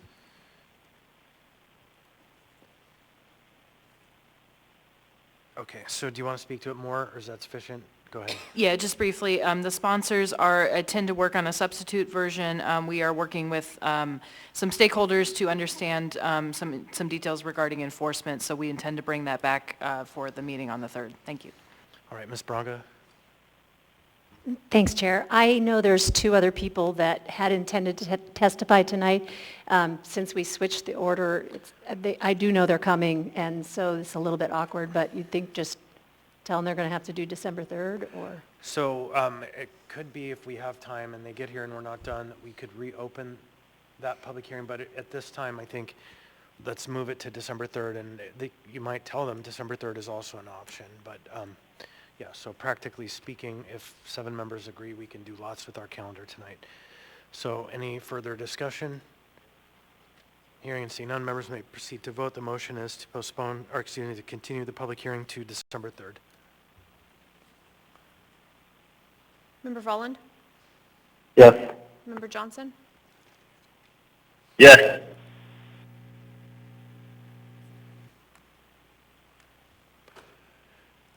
Member Schultz? On a vote of 11-0 and the youth member votes Yes. yes, this item will be heard again at the meeting of December the 3rd. Next, we have item 14M, AO 2024-105, an ordinance of the Anchorage Municipal Assembly proposing a dedicated property tax measure to be submitted to the qualified voters of the municipality that would enact a sales and use tax of 3% in the aggregate of the sales of goods and services within the municipality. Waive reading. Thank you. The public hearing on this item is now open. I'll just let folks know it's the intent of the sponsors to continue this public hearing. It may even continue well into December, where we'll have a number of other work sessions. And so if you speak generally now, it may be that you are speaking to the item, but there may be substantive enough changes that we will consider completely reopening the public hearing. But public hearing is open. Welcome. Please state your name, what part of town you're from. You'll have 3 minutes. The mic's off. There you go. There it is. Good evening. My name is Emily Weiser, and I live in Airport Heights. I am a homeowner, and I'm on a single income, and I think property taxes are just fine as they are. I don't think that needs to be a priority for relief for this item or really anything else at this time. I think if we wanted property tax relief, maybe focusing on owner occupants. So I think there's already an exemption where if your primary residence is a given property, then you get an exemption on the property tax for that property. I think that maybe that exemption could be increased as a way to reduce the burden on residents, owner occupants. Otherwise, it seems like reducing property tax across the board is really going to benefit the more wealthy, lucrative commercial properties, as well as people with higher valued properties who are probably not likely to be the ones who need it the most. I also think that relieving property taxes is not going to help renters who are the ones who need it the most. So I hope we can think a little bit more about the structure of this tax, also where it would go. Instead of relieving property taxes, I would suggest using some of it or all of it or part of it to support social services that could also go to the people who need it the most. Especially, if it's a sales tax, that's hurting people. So if we can support people who need it in the way that they need, I think that would really be ideal. So I'll look forward to hearing the rest of this conversation. Thank you. All right, thank you. Welcome. Please state your name, what part of town you're from. You'll have 3 minutes. Hello, my name is Jenna Wright, and I really thank you for this opportunity to share my very strong support for AO 2024-105, also known as Project Anchorage.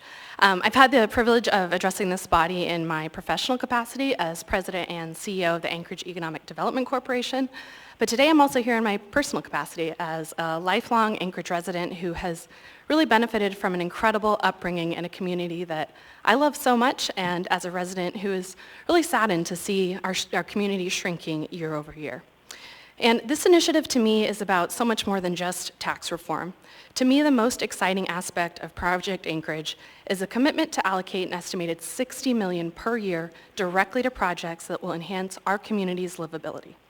This targeted investment in projects that are coming from the residents of Anchorage will allow us to fund the kinds of iconic, quality of life projects that attract people and businesses alike, enabling us to reshape our city in modern ways that benefit both residents and visitors for future generations to come. Imagine an Anchorage that boasts state-of-the-art trailside facilities, updated arts and culture venues, a vibrant downtown core, youth sports facilities to promote a fun, healthy lifestyle, and public spaces that draw people downtown and connect our sprawling neighborhoods.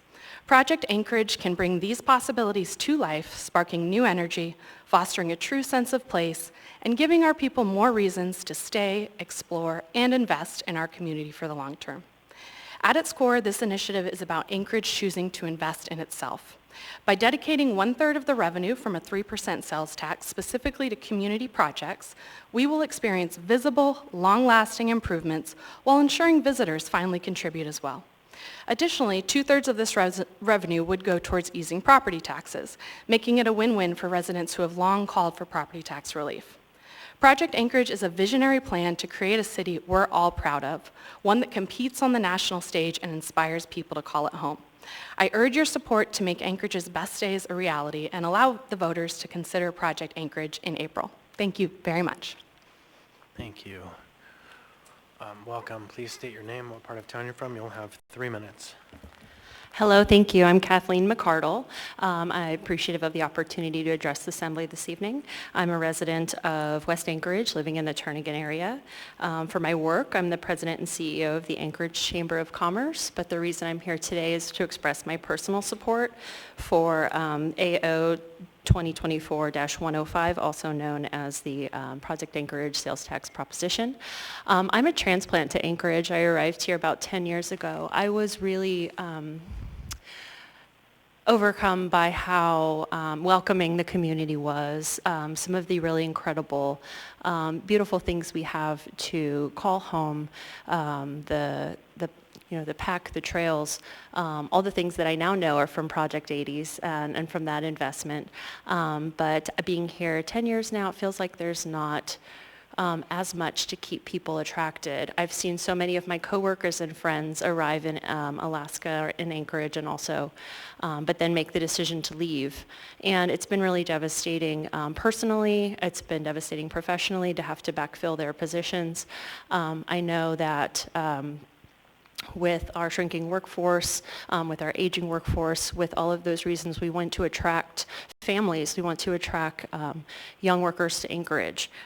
This sales tax is definitely an opportunity to invest capital in improvement of more amenities that are selected, proposed by the citizens of Anchorage themselves, which I think is really powerful and makes people feel invested in the opportunity. But I don't think the sales tax on its own is an enticing proposition. I think the property tax offset is really a reason why people are coming around to the idea of having a sales tax be a reality for Anchorage.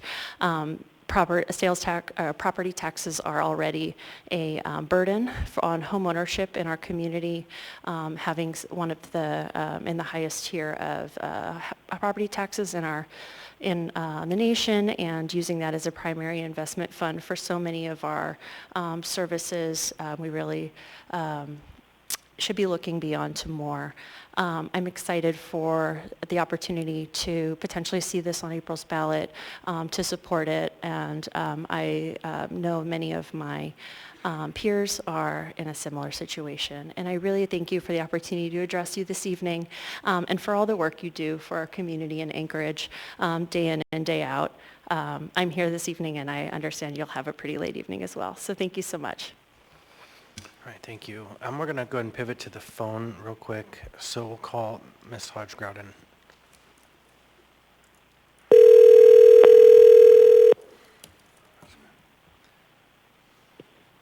Hello. Hi, good evening. Ms. Grouden, we are here taking testimony on AO 2024-105, a dedicated property tax measure. You'll have 3 minutes. Okay, great. My name is Celeste Hodge-Grouden, and I live in Potter Marsh. I am the president of the Alaska Black Caucus, a Black-led organization dedicated to championing the rights and well-being of Black individuals and other marginalized communities. I am calling in to express my concern over the proposed ordinance establishing a dedicated sales and use tax in Anchorage. While the intention behind this ordinance may be to provide property tax relief and fund municipal area projects, we must consider the broader implications, particularly for low-income families and marginalized groups. Sales tax are inherently regressive. They disproportionately burden those who can least afford it. A flat sales tax, regardless of income level, means that a larger percentage of a low-income household's earnings will go towards taxes compared to wealthier households. This could exacerbate existing inequalities within our community. Additionally, the proposed exemptions for basic necessities, while well-intended, do not go far enough. Many families in the communities I serve already struggle to make ends meet and often have to choose between essential needs like food and rent. Relying on a sales tax system, even with exemptions, does not adequately address the financial strain faced by these families. The hardship relief component, while a step in the right direction, lacks clarity and could create barriers that prevent those in need from accessing the support they require. Moreover, the ordinances, the reliance on a sales tax to fund municipal area projects raises concerns about the prioritization of projects that may not align with the immediate needs of historically marginalized communities. I urge the Assembly to consider alternative funding methods that do not place additional financial burdens on those who are already struggling. In conclusion, while I recognize the need for revenue diversification and the importance of funding essential services and infrastructure, we cannot support a measure that risks further marginalizing vulnerable populations in Anchorage. We call for a more equitable approach that prioritizes the needs of all residents, particularly those in marginalized communities. And I ask the Assembly to pause on moving this ordinance further until discussions can take place. So thank you so much for your time again. Thank you. All right, welcome. Please come forward. Please state your name, what part of town you're from. You'll have 3 minutes. Hello, good evening, everyone. My name is Cody Costello. I'm the President and Chief Operating Officer of Alaska Center for the Performing Arts, and that is the nonprofit that manages, maintains, and operates the municipal facility called the PAC. I am also the General Manager for Broadway, Alaska, and a resident of Eagle River. I'd like to express my support of Project Anchorage and the introduction of a 3% sales tax to help decrease property taxes and diversify our revenue streams, capture visitor spending, and support community and economic development. I'm keenly aware of the successes experienced in Oklahoma City with a similar program. The investments made through their MAPS initiatives have transformed that city. We have a lot in common with Oklahoma City, specifically the Performing Arts Center. It's our partnership with the Nederlander organization. Like OKC Broadway, Broadway Alaska is a joint effort between our nonprofit and Nederlander to bring the very best of Broadway to our community each year. In Broadway Alaska's first year, which was last year, we kicked things off with Hamilton. Our commitment to manage all transportation related to getting these world-class shows to Alaska is a major investment and the sole responsibility of our nonprofit. Broadway is an economic driver and an audience builder. Last season, we saw attendees from 91 cities across Alaska and from every state for our Broadway shows alone.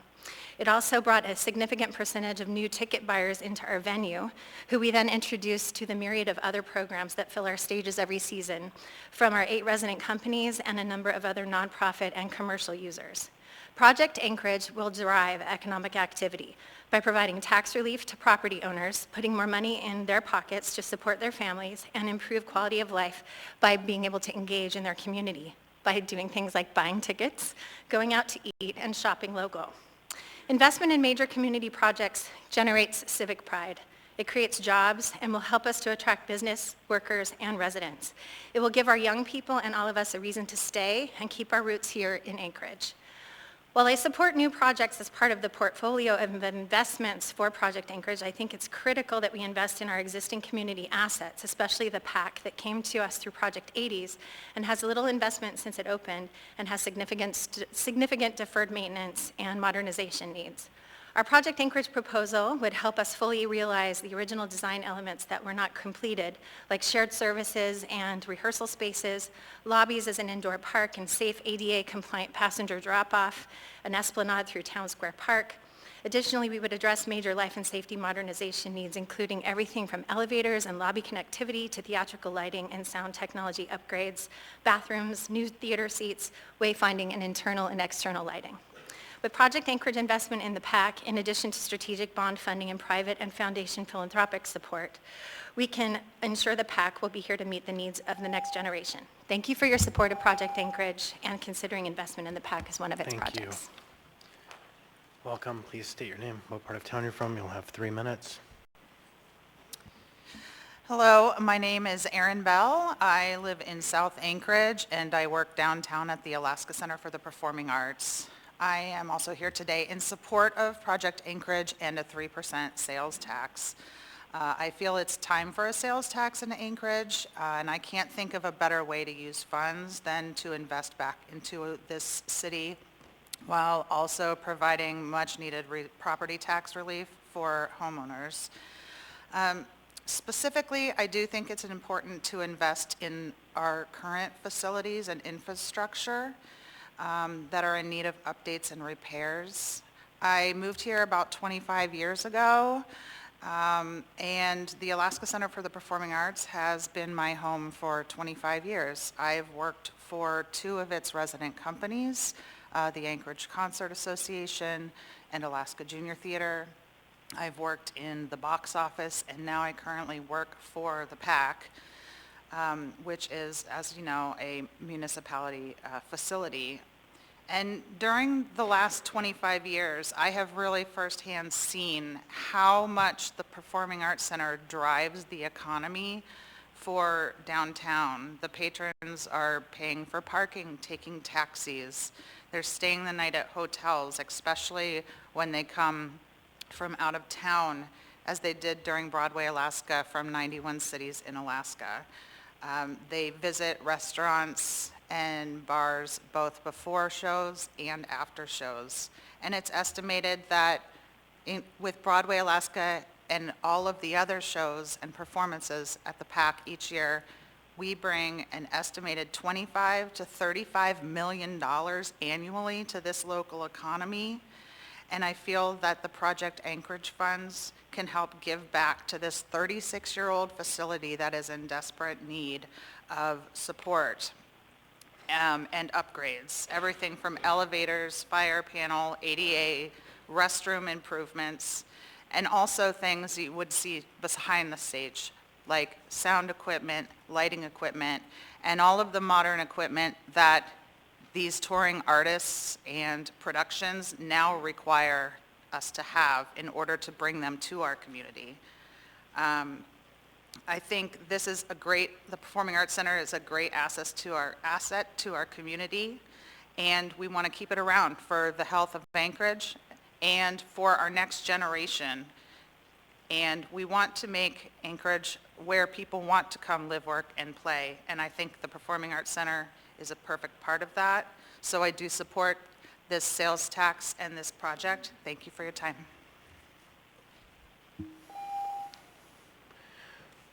So I'm just going to let folks know that after the folks who are in line right now testify, we're going to we're going to continue the public hearing. We have a whole budget process to get through tonight, and that's our priority. So the folks who are in line right now, we'll let you go through your time, and then we're going to move to continue this. So, because there is no intent to move this item tonight. Go ahead. Welcome. Please state your name, what part of town you're from. You'll have 3 minutes. Good evening. My name is Carol Frazier, and I'm the Vice President of the Aspen Hotel of Alaska chain. I live in Turnagain, and our hotel chain has 8 hotels around the state, 2 of them in Anchorage, one next to the Northway Mall, and one on Tudor and C Street. And I'd like the opportunity to testify tonight in support of Project Anchorage, and specifically I'd like to talk a little bit about the Alaska Center for the Performing Arts. My company benefits greatly from the PAC, and hundreds of thousands of people come to Anchorage every year to go to the shows, and they have to spend nights in hotel rooms. And specifically last year, I had the opportunity to bid on, and I won the contract to house the Hamilton cast, which was thrilling for my team. My little Alaskan-owned and operated hotel had an award-winning Broadway cast at my hotel. It was thrilling.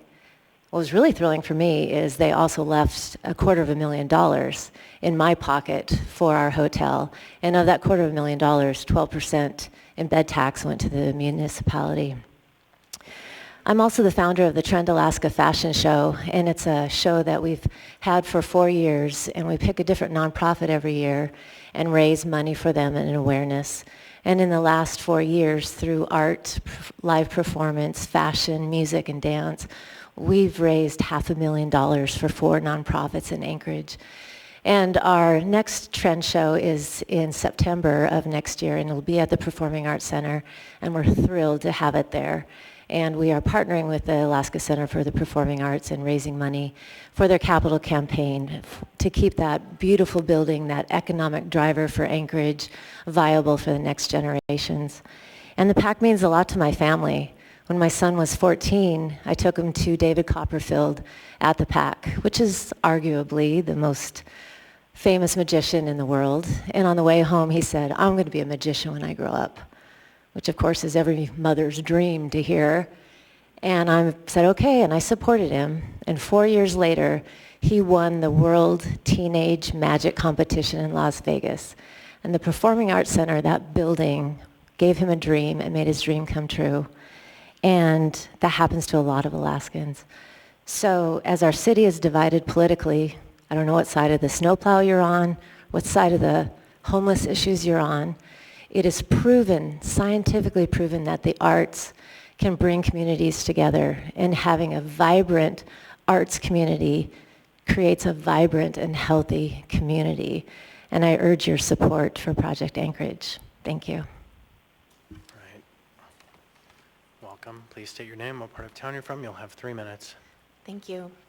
Good evening. My name is Erin Keeling, lifelong Alaskan, Anchorage citizen since 1988. I've just moved back to the downtown district after 5 years in Upper Hillside.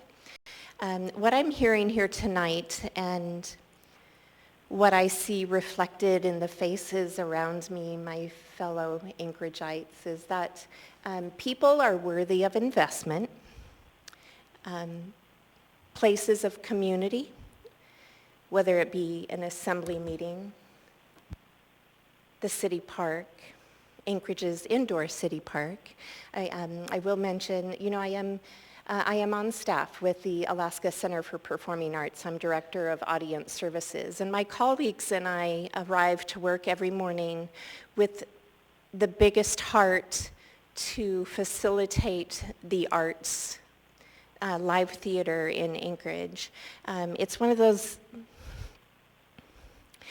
those places where people of all ages come together, and that shared human experience. And so Project Anchorage, trust the voters, pass it here within the assembly and put it before the voters, and let the people, the people in the community, let their voice be heard. From the perspective of facility, there at the PAC, yes, the fundamental systems are broken. Project Anchorage allows us to dream not only of new things, but then to substantiate and reinvest in the things that we know and love and that have served our community well. So, allowance willing, or ordinance willing, it's just a precious thing to see that you all are believing in us. Your MOA facility, in addition to then the people of Anchorage, the idea that you would invest in us and rebuild and lift us up in places of community is an encouraging, wonderful thing.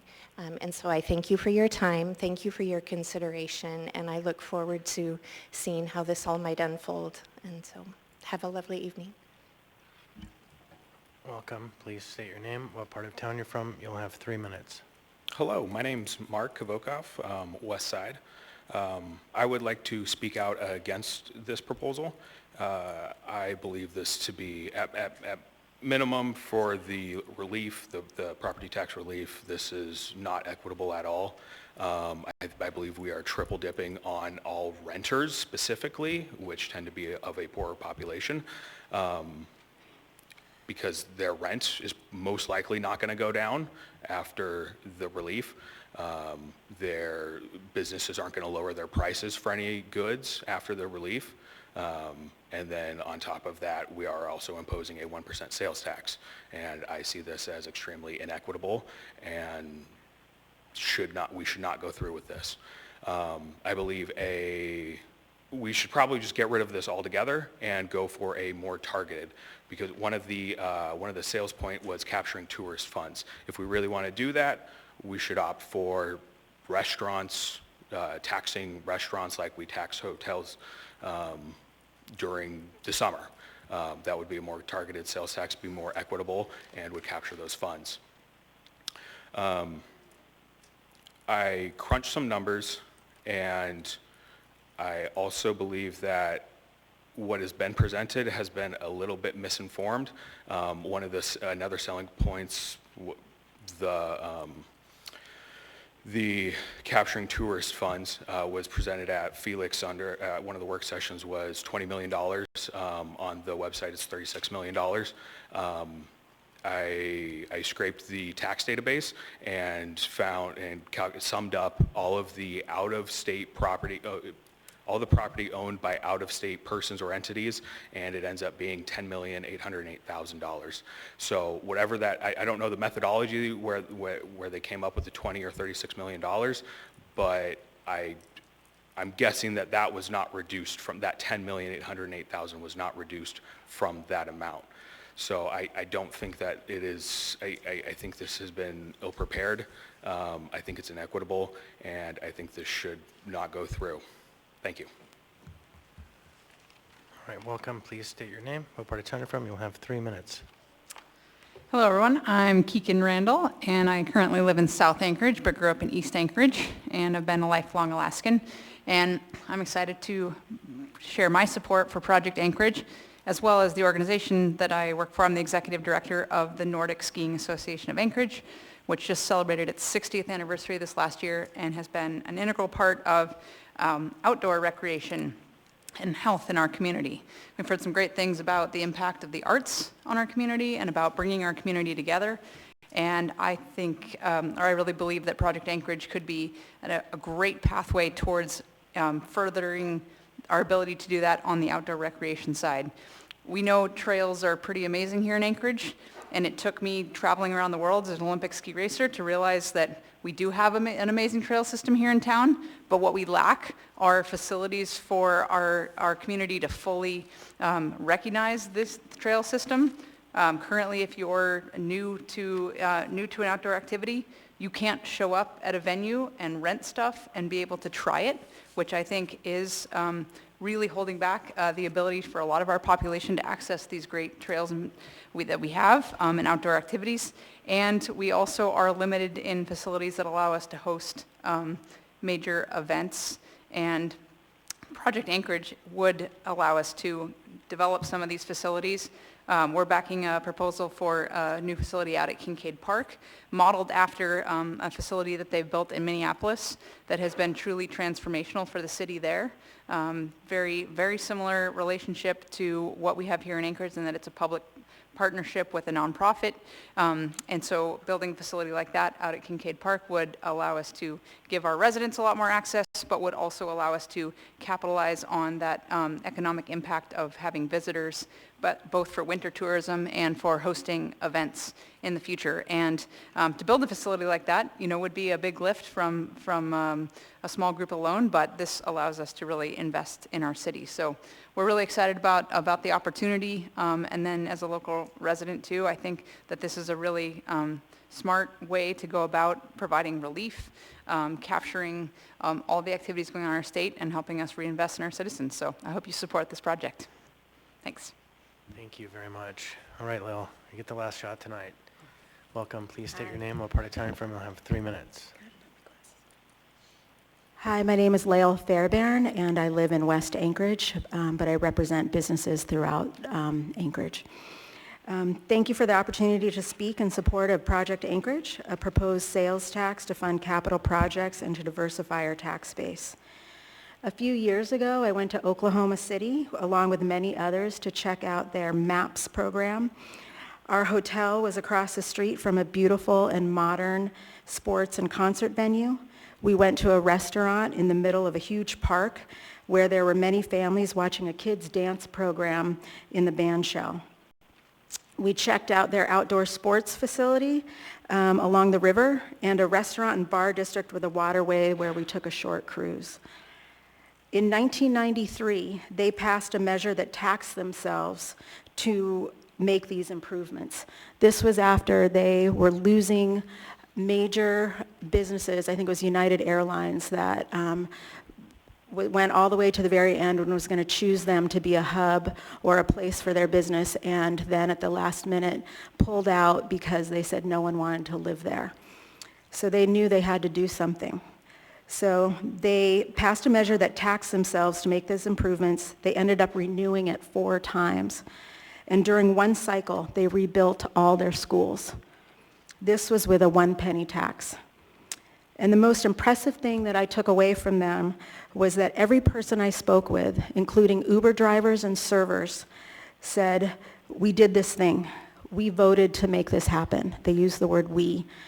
Their pride of place and what they accomplished together is something that I wish for us. I'm helping plan my high school 40th reunion next year. Go Eagles. And the last time Anchorage invested in itself was when I was in high school. We need to, from a business perspective, we need to invest in our product. We need to listen to our customers and change as needed. Our customers are talking with their feet. 10% of our population down in 10 years. The biggest group of that is young age people. I need those workers. I need those guests. Businesses don't survive if they keep losing guests. Our product is Anchorage, and we need to invest in ourselves. As a downtown goes, so does the city. Project Anchorage is our city of lights and flowers, our Project 80s. And what are our options? Let the city continue to decline. I love Anchorage, and I think everyone should live here. But you need to have pride of place. We need to come together for a greater good to build things that bring community together. All of the projects proposed are venues that get people out of the house and celebrating life together. We need that now more than ever. I brought these signs that I developed along with Rising Tide Communications during COVID to bring our city together because we were very divisive. So I brought, as you change out your lawn signs, I have more to replace them with. Thank you, Val. There you go. Thank you. All right, Ms. Brawley, or no, Mr. Salt, I guess.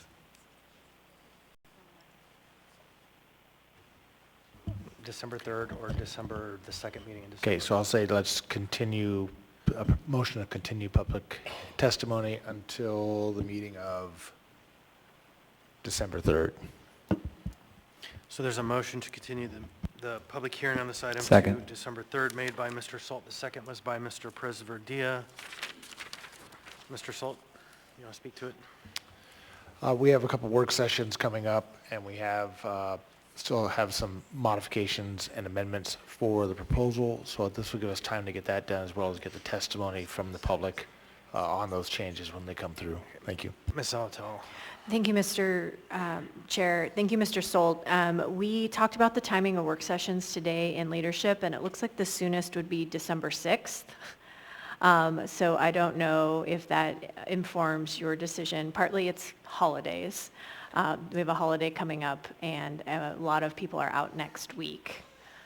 We have a lot of people out of state next week for assembly members, so you wouldn't get much traction with a work session then. And we also have quite a demand for work sessions. I will say, let's stick with the 3rd, knowing that we may have to postpone again to I think the 17th. But I do know that we have 2 hours that are available on the 6th, and so I think that was the time we looked at today. And there was no availability for work sessions before that, so I think it's fine to do it this way, but it'll be much the same. Yeah. Just those who've already testified won't be able to testify again. All right, so the motion now before us is a motion to continue the public hearing to the meeting of December 3rd. Any further discussion on the item? Hearing and seeing none, members may proceed to vote. Member Johnson? Yes. Member Volland? Yes. So on a vote of 10-1 and the youth member votes Yes. yes, the motion to continue the public hearing has been approved. So now we're going to roll back up the agenda to item 14A. And we're going to take up for the rest of the meeting the agenda, the budget items on the agenda. And so this is the second public hearing for all of these items. It's not the intent to open a third public hearing, so tonight's your chance. Item 14A, second public hearing, ordinance AO 2024-92, an ordinance of the municipality of Anchorage adopting and appropriating funds for the 2025 general government operating budget. The public hearing on this item is now open. please come forward.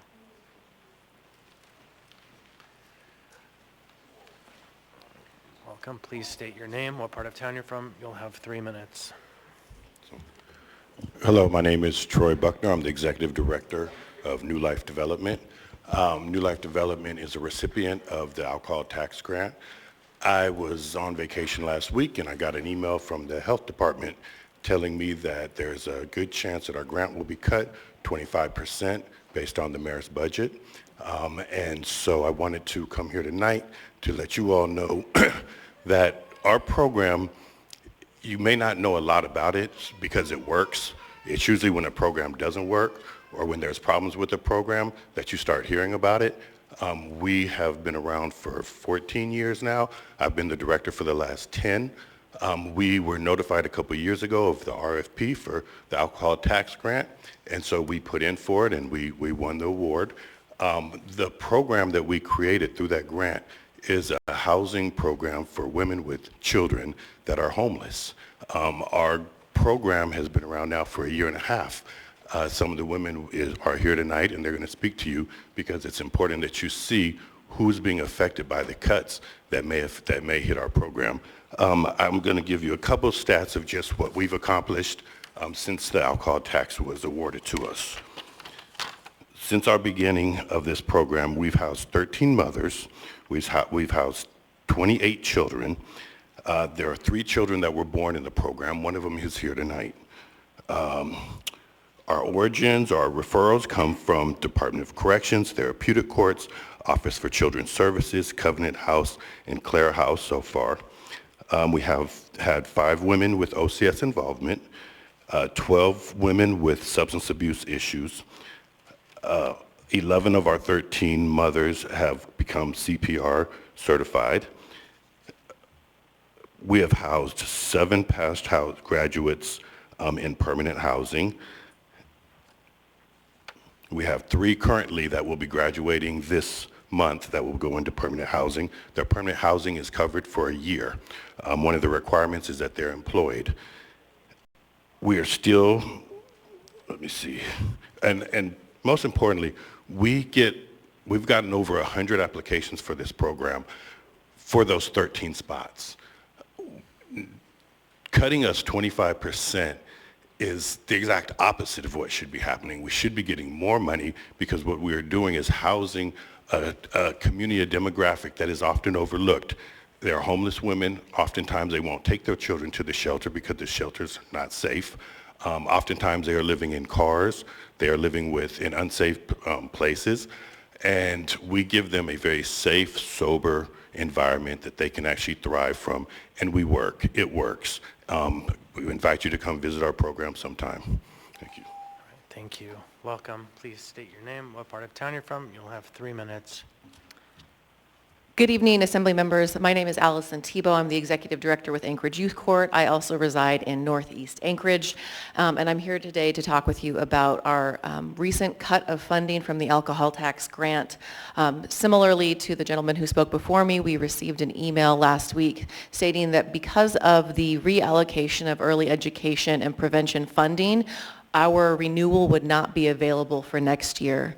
Anchorage Youth Court has received funds from the alcohol tax grant for the last 2 years, and we're asking that the funding be reinstated so that we can finish the project that we started in 2023.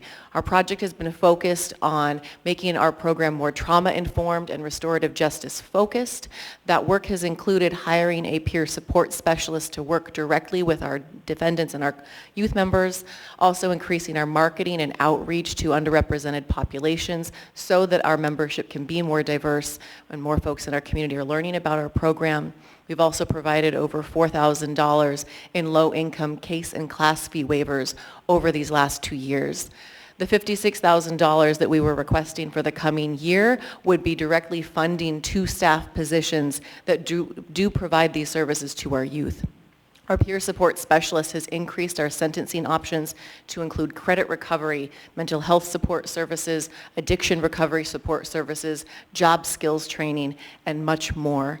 In the short 18 months that we've had this staff member, our youth defendant success rate has improved by 10%. And so far to date in 2024, only 5% of our defendants have not successfully completed their sentence. It's a huge accomplishment in just that short time. Our Vista AmeriCorps volunteer and event coordinator has increased our member engagement by 25% in the last 10 months that she's been on staff. Our youth to date have served over 5,600 hours of service to our community, both in court and out of court. She's also increased our membership numbers by at least 10%. This year we will have sworn in just shy of 100 new members to our program. So it's very important that we do receive these funds so that we can close out this program and we can continue the project forward so that we can continue to provide a truly trauma-informed and restorative justice-focused program to the community of Anchorage. So in closing, I ask that this funding, in your work sessions ahead, please do consider reinstating this funding so that we can continue the important work that we do of helping our youth in our community heal from ACEs and also helping to prevent them from occurring. Thank you. Thank you very much. Welcome. Please come forward, state your name, what part of town you're from. You'll have up to 3 minutes. Thank you. Good evening, Assembly members, Mayor LaFrance, and the youth representative who I may or may not know. It's good to be here. My name is Joshua Pack, and I'm here today as a member of Anchorage Youth Court to implore this body to include a $56,000 grant renewal concerning Anchorage Youth Court in the current proposed budget, as the person who just spoke before me mentioned. I would like to first state that as the Bar Association president, I made the call to cancel our Bar Association meeting, which was supposed to happen today, so that our youth members can speak here, because this matter is so important to us. As an organization, Youth Court is basically a prevention group. Our work ensures that we solve the root issues of crimes at a young age so that these youth don't become adults that you have to deal with and pour millions of dollars in solving. And we've been studied and revered across the nation for our low reoffending rates. And for decades, we've been doing that right.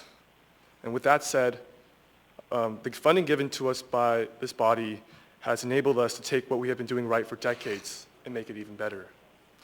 For one, since hiring our peer navigator, Kaylee Spencer, she's somewhere in the crowd, with this funding, the rate of which our youth defendants successfully complete their sentences have improved by 10% in just 16 months. And on a personal level, Kaylee has taught me how to help defendants turn their lives around and find the support system that roots for them.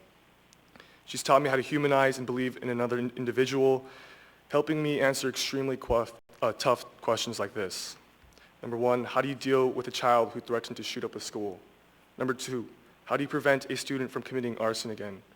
3, how do you tell your defendant that their next hit of marijuana might be their last because it may be laced with fentanyl? And no matter how tough the questions became, Kaylee stood right by my side every step of the way, and her compassion has taught me and is reflected in the improvement of our organization. So we do not want to lose her. Additionally, since hiring our AmeriCorps volunteer and event coordinator, Desiree Thompson, Anchorage Youth Court has increased membership engagement by 25% and membership by also 10%. She is a force of unity in our community, and she has increased our impact as an organization in such a short amount of time. We do not want to lose her. Finally, we've provided over $4,000 to waive program costs to families who struggle financially. So essentially, this grant will help us help our most disadvantaged. Together, this grant has given new life into our organization, so we are asking that we receive it just for one more year. Please do not forget Anchorage Youth Court, and more importantly, please do not forget the youth of Anchorage. We are truly depending on your leadership on this matter, and your funding is critical to our work. Thank you. Thank you. Welcome. Please state your name, what part of town you're from. You'll have 3 minutes. Thank you. My name is Jessica Hetzel. I live in South Addition. I am the legal advisor and program director of Anchorage Youth Court, and I am here today because the current proposed budget for the municipality does not include funding for the early education/prevention funds. This means that Anchorage Youth Court would lose all funds for our grant renewal of $56,000 to cover the payroll of our peer navigator and VISTA volunteer and event coordinator, as you've heard, as well as specialized staff training and low-income fee waivers. I also just want to make sure everybody kind of has a little bit of background about Anchorage Youth Court. We are a nonprofit founded in 1989, so we've been around for 36 years.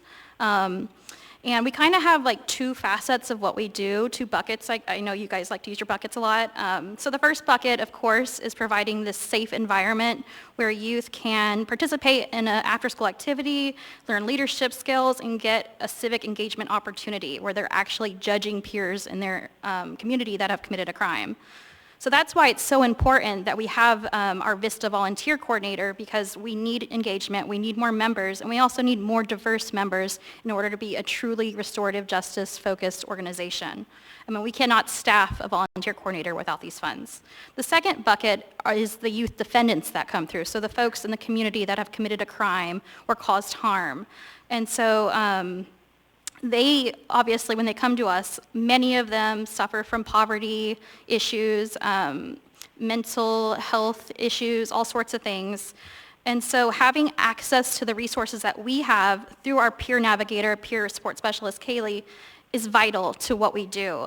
That's why it's so important that her job is also funded, so she can provide that trauma-informed care and different restorative services for the youth defendants to make sure that they have the skills and the coping mechanisms to not make the same mistake that put them in the position that they're in when they come through Anchorage Youth Court. I am, like I said, the legal advisor and the program director, so without them, I can't take on two more roles, guys. I have enough titles. So these funds will also save the city and the Anchorage community money in the long term by ensuring our program stays just as effective as it is, if not more, and we can continue doing the important work of preventing youth from committing crimes in the future. Thank you. Thank you. Welcome. Please state your name, what part of town you're from. You'll have 3 minutes. Good evening, Assembly members. My name is David Pack, and I'm here to testify for Anchorage Youth Court because the municipality's proposed budget does not include funding for the early education and prevention funds. This fund will pay for our peer navigator, Kaylee Spencer, and our volunteer and event coordinator, Desiree Thompson's positions. Every single case I've ever taken at Anchorage Youth Court, our peer navigator, Kaylee, has always been there to help us and our defendants. She's super passionate about her job and goes above and beyond. We have gotten data that in just 16 months of hiring her, defendant sentence completion rates have improved by 10%. Can you believe that?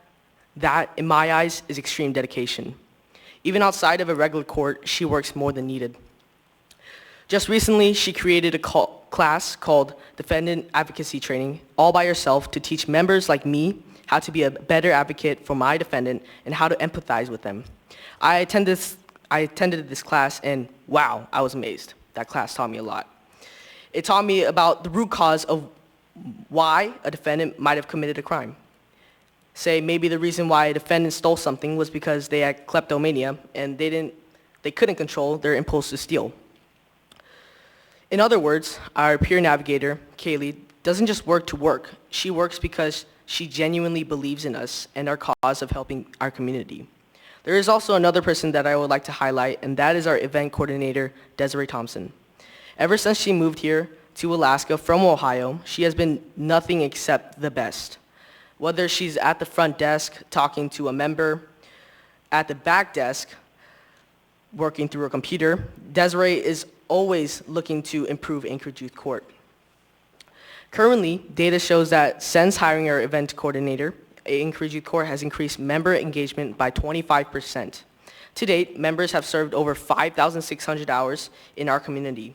Membership has also increased by 10% in just one calendar year. Desiree works not only to better the members of Anchorage Youth Court, but for the entire youth of Anchorage. Without these funds, we will not be able to keep Desiree and Kaylee and be as effective as we are right now. So please, board members, please consider our testimonies. Thank you. Welcome. Please state your name, what part of town you're from. You'll have 3 minutes. Hi, I'm Honor Drath. I live in Turnagain. I am a member of Anchorage Youth Corps as well as the fundraising liaison. I'm here to talk about the lack of fundraising for the Early Education and Prevention Fund that supports the positions for our peer navigator as well as our events and volunteer coordinator for Anchorage Youth Corps. First, talking about Kaylee Spencer, our peer navigator. Since she's been on our staff, she has been able to raise the defendant sentence completion by 10% in the last 16 months, meaning that she has been able to work with the defendants more hands-on, so they're able to complete their sentencing, working them towards completion. Yeah. I would also like to talk about Desiree Tomlinson, our events and volunteer coordinator. Since she's been on staff, our member engagement has increased by almost 25%. This is a good thing because it makes Anchorage Youth Corps a more diverse program, spreading more information through our members as well as having community members volunteering for the events that we host for the youth as well as adults. Together with Desiree Tomlinson and Kaylee Spencer, with the rest of our staff, have been able to provide a positive youth development factors for our members as well as the defendants that go through our program. This creates a more effective program, boosting morale as well as affecting the community in a positive light. I have been able to work with these two amazing people personally, and I would say that they are both very ambitious, professional. I would not be where I am today without these two as well as the rest of the members of Anchorage Youth Corps. And this is why I would highly recommend that you guys consider the the funding for early education and the prevention grant. Thank you. We're going to go ahead and pivot to the phone. We have two people to call first, and then we'll come back. So we'll start with Ms. Hall.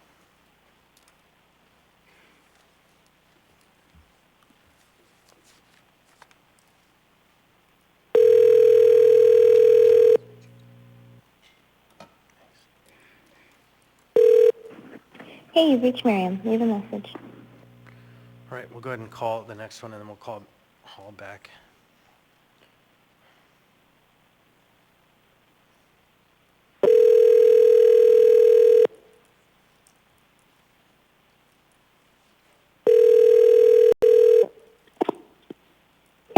Hello? Hello, Ms. Groton, Anchorage Assembly calling. We're taking testimony on item 14A, the general government operating budget. You'll have 3 minutes. Great, thank you. Good evening. My name is Celeste Hodge Grouden, and I live in Potter Marsh.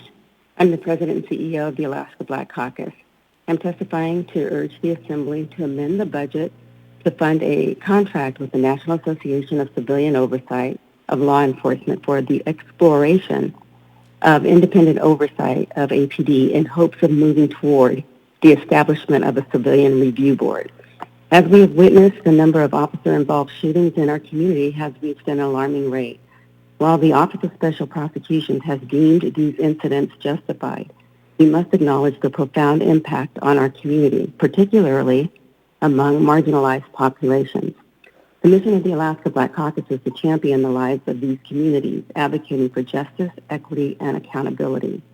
In light of the current climate and the ongoing concerns about police accountability, it is imperative that we take proactive steps. One effective way to do this is by diverting a portion of the alcohol tax revenue away from the Anchorage Police Department towards, ultimately, the creation of a civilian review board.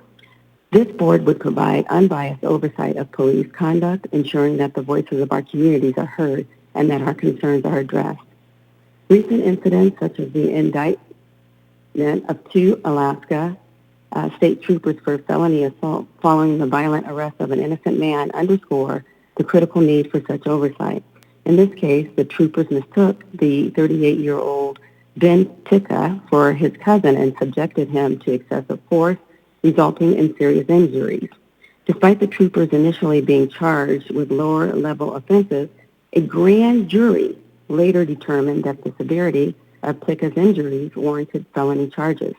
This situation highlights systemic issues within law enforcement and the need for accountability measures to prevent such incidents from occurring in the future. The establishment of an independent review board is not simply a reaction to isolated incidents of violence. It represents a commitment to building trust between law enforcement and the communities they serve. By reallocating these funds, we can begin to move in the direction of creating a transparent process that holds officers accountable while also providing necessary support and resources for community engagement and education. Thank you so much. Thank you. Can we try Ms. Hall again?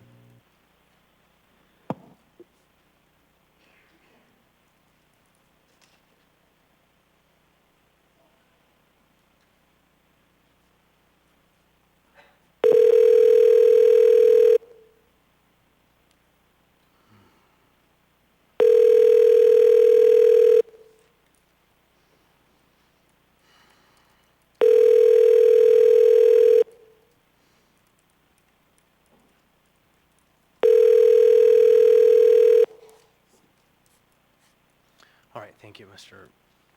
Travis. We'll go ahead and proceed with the public hearing. Mr. Turner, thank you. Welcome. Please state your name, what part of town you're from. You'll have 3 minutes. Hi, my name is Robin Dempsey. I live in South Anchorage. I'm here in my capacity as the CEO of Catholic Social Services. I'm here to stress the critical need for funding of the Unified Funding Plan in the 2025 municipal budget to address our city's homelessness crisis, and we'll speak specifically about the work of CSS. We all know homelessness is a complex issue. As a city, we continue to grapple for real change. CSS is committed to finding lasting solutions. Our work directly aligns with 3 of the 4 strategies outlined in the Mayor's new homelessness plan, and we are already making measurable impacts in these areas. We play a key role in the plan's first strategy, which is to reduce unsheltered homelessness through low-barrier shelter and housing connections. In FY24, we sheltered 1,472 individuals. This was 38% of Anchorage's total emergency shelter users. We also successfully moved 250 households, which represents 600 individuals, into stable permanent housing. Our new designation as a community behavioral health center allows us to provide on-site behavioral health support across all of our programs. Our work in this area furthers the Mayor's strategy to increase access to behavioral and physical health services. Other examples of this strategy include the medical respite at Brother Francis Shelter, where we partner with Anchorage's hospitals to run a program for people recovering after hospital stays. We also partner with South Central Foundation, who operates a clinic at Brother Francis Shelter, and our complex care program assists individuals with chronic health issues. These programs reduce emergency service use and support long-term stability. The strategy to harness community partnerships, funding, and data to increase impact precisely describes the Third Avenue Resource and Navigation Center, which we've always called 3RNC, but I think is fondly being known now as the Third Ave Nav, which was designed with exactly this in mind, and it's working. Third Avenue Resource and Navigation Center is a central navigation hub that connects people with needed services and support. Our navigators are like guides who help travelers find their way through difficult terrain. We bring critical community resources together under one roof to provide tools that empower people to be well prepared for housing, ensuring that they have what they need for long-term stability when a house becomes available. Currently, we are looking at new ways to collect, share, and use data collection to refine our approaches based on what works. Since opening in February 2023, 3RNC has served over 5,000 unique individuals, logged over 4,676 visits, and we've connected clients routinely to 45 different service providers. I gave a flyer out earlier, and there's some connection data on the flyer, so you can see how the providers are being utilized there. These numbers reflect real progress, but continuing this progress is dependent on consistent funding. The municipal funding we receive accounts for about 26% of our homeless services budget. Without the support from the United Funding Plan, our city would take significant steps backwards. To move forward effectively and efficiently without losing momentum, we need to fully fund the Unified Funding Plan in 2025. Thank you so much. Thank you. All right, welcome. Please state your name, what part of town you're from. You'll have 3 minutes. Hi, my name is David Rittenberg. I live on the east side. I'm here in my capacity as the Senior Director of Adult Homeless Services for Catholic Social Services. I want to thank the Chair and the Assembly for the opportunity to testify in the municipal budget today. As I said, I'm the Senior Director of Adult Homeless Services for CSS, and I'm here to emphasize the need for full funding of the Unified Funding Plan starting on January 1st, 25, to sustain the Third Avenue Resource Navigation Center, which you heard is now being dubbed the Third Ave Nav, which directly supports the mayor's strategy to harness community partnerships, funding, and data to increase impact. 3RNC has become a crucial part of our city's approach to homelessness by addressing key barriers in 3 areas. We call them the 3 T's: trust, transportation, and transition. First, trust. Building trust is foundational to the work that we do at 3RNC. Even small services like showers or phone charging open the door for deeper conversations. Our navigators engage with clients compassionately, building pathways to meaningful change. As the Anchorage Police Department's mobile intervention team put it, the dignity of 30 minutes alone in a shower cannot be overstated. The staff at 3RNC provide a safe space to connect, apply for jobs, and access community. Second, transportation. For people experiencing homelessness, transportation is a major barrier. Our shuttle service actively brings clients from camps, hospitals, other shelters to 3RNC, ensuring that they can access essential services without extra challenges, and then also gets them back. Finally, transition. Our goal is to connect people with resources that pave the way to permanent stability. 3RNC creates effective pathways linking clients to partners who help with jobs, housing support, treatment, legal aid, and more. We have countless stories from people whose lives have been changed by 3RNC. Mark and Brenda, for example, an elderly couple, lost their housing in May and began sleeping in their vehicle with their 3 cats. They placed themselves on multiple waiting lists but struggled to secure housing on their own due to their rental history and the challenge of having pets. They came to 3RNC, where navigators provided coordinated entry assessments and referrals to housing partners. Over the following months, the couple regularly visited 3RNC for showers, computer access, and connect with community partners. Through 3RNC, they linked up with Partners for Progress and were enrolled in housing case management program. And by the end of September, with the support of a case manager, the couple and their cats moved into permanent housing. 3RNC is more than a community service center. It's the community's central navigation hub that connects people to a network of community resources that work together for long-term success. We've placed a strong focus on data, and our data team is looking at ways to collect and share data among partners to create even more collaborated and coordinated insights. Without that funding, we'd have to reconsider 3RNC operations. Reducing 3RNC would mean reducing overall access to our partners, causing an exponential ripple that would set the community back on progress that's taken years to build. I'd urge you to fully fund the unified funding proposal to sustain this life-changing work. Thank you. All right. Welcome. Please state your name, what part of town you're from. You'll have 3 minutes. Good evening, Assembly members. Hello, my name is Grace Yang, and I'm a youth member that is part of the Anchorage Youth Court. This organization has had an amazing and direct positive impact on the community. Just an example includes that the AYC has a recidivism rate, which is the rate of how many defendants reoffend, of 79%. In comparison, the current juvenile justice system has a recidivism rate of 39%, which really shows just how successful AYC is and how much of an impact it has on our community. The reason I am testifying today is because essential funding for our organization has not been included in this budget.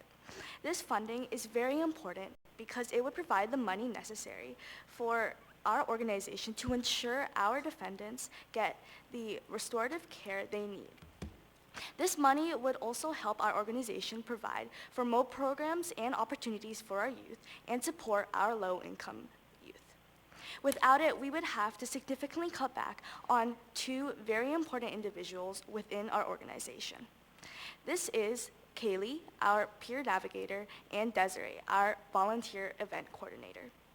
AYC has had massive growth within the last few years, and we can dedicate a lot of that growth to our peer navigator. She has had a huge impact on the youth who come through our program, and I can say has changed lives. As you guys probably already know, I'm not going to repeat the statistics, but she has made a huge improvement on the sentence completion rate, and also her impact on the youth in our program is very significant. Her advice has revolutionized my views on the people who come through our program and our community. Our volunteer event coordinator, Desiree, has greatly improved our member engagement and the members in our organization. And without them, we would not be able to take as many cases and help our community. Overall, the funding cannot be cut because it is essential in providing the funds for our peer navigator and volunteer event coordinator. Without these two people, our organization would not be where it is today. And without them, honestly, I don't know what we would do. Please reconsider this decision and allow this amazing organization, AYC, to continue to do incredible things for our youth and the community of Anchorage, Alaska. Thank you. Thank you. Welcome. Please state your name, what part of town you're from. You'll have 3 minutes. Hello, my name is Lisa Herr. I am with Anchorage Youth Court and I live in East Anchorage. I am here to express my concern as an employee. As you've heard from the previous testimonies, Anchorage Youth Court is responsible for incredible things and great career opportunities for our youth members, but also providing second chances to the community that we serve. As an employee, we have only 6 employee positions and only 5 that works on site. And 2 of those employee positions are directly linked to this grant, which would leave us with only 3 staff on site. And we have nearly 300 youth members that we are responsible for supervising and guiding with community outreach and community events. It is not realistic to expect that only 4 to 6 employees can navigate through all of these youth members. And I would like to plead that you reconsider this budget to include Anchorage Youth Court, considering these positions and how essential they are to our youth members and the community outreach in our community service. Thank you. Thank you.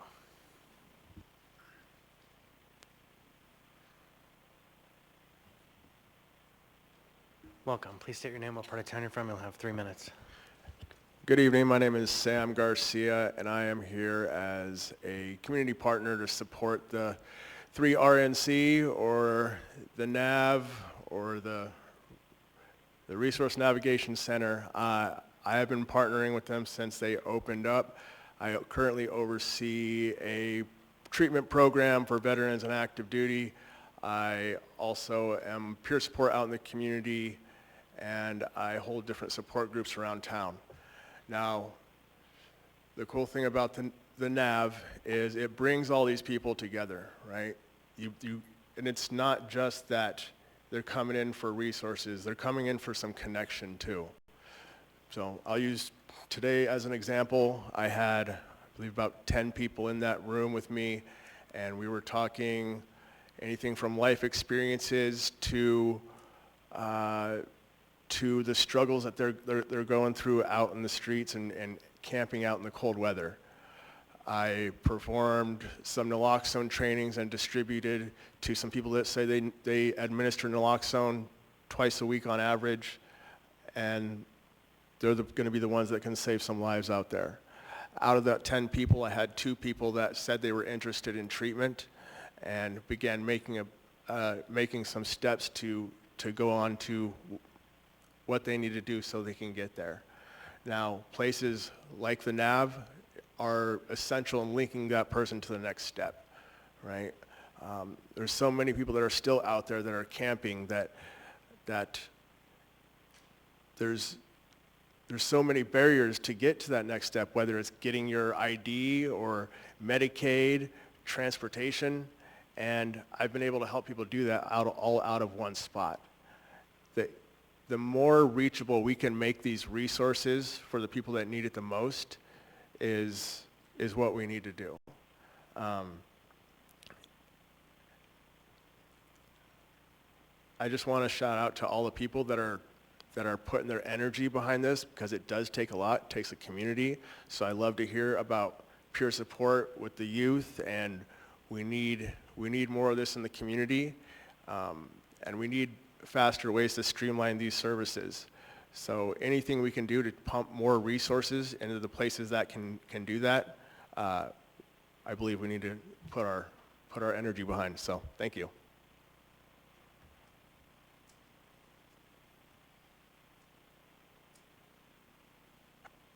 Hello, Tafi. Welcome. Please state your name, what part of town from. You'll have 3 minutes. Tafili Saunoa Toleafua.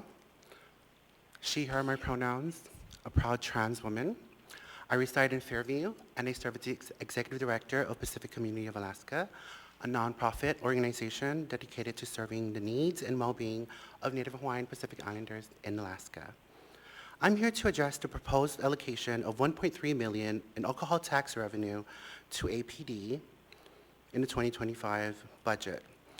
I believe these funds would better serve our community through health-focused initiatives and programs. I believe that there is a need to prioritize preventative health services. The current budget allocation shows a significant imbalance. Anchorage Police Department receives 22% of the overall budget, while the Health Department receives less than 3%. The imbalance fails to address root causes of community safety issues. I believe that investing in prevention through health services could reduce crisis calls to APD.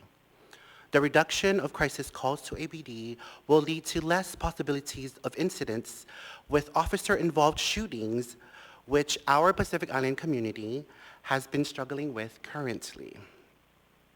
I also want to propose funding the Anchorage Fire Department programs for 24/7 services for mobile crisis team. I believe that mobile crisis team can provide more appropriate responses to mental health related issues. I urge the Assembly to reallocate the $1.3 million in alcohol tax revenue to programs that align with the tax's original intent of creating a safer and healthier community. By investing in preventative health services, we can address root causes rather than symptoms.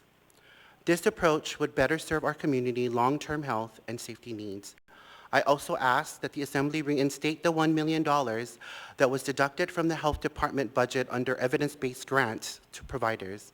These funds could be used to provide needed services to heal and improve the health and mental health of Native Hawaiian Pacific Islanders who are most impacted by the most recent actions of the Anchorage Police Department.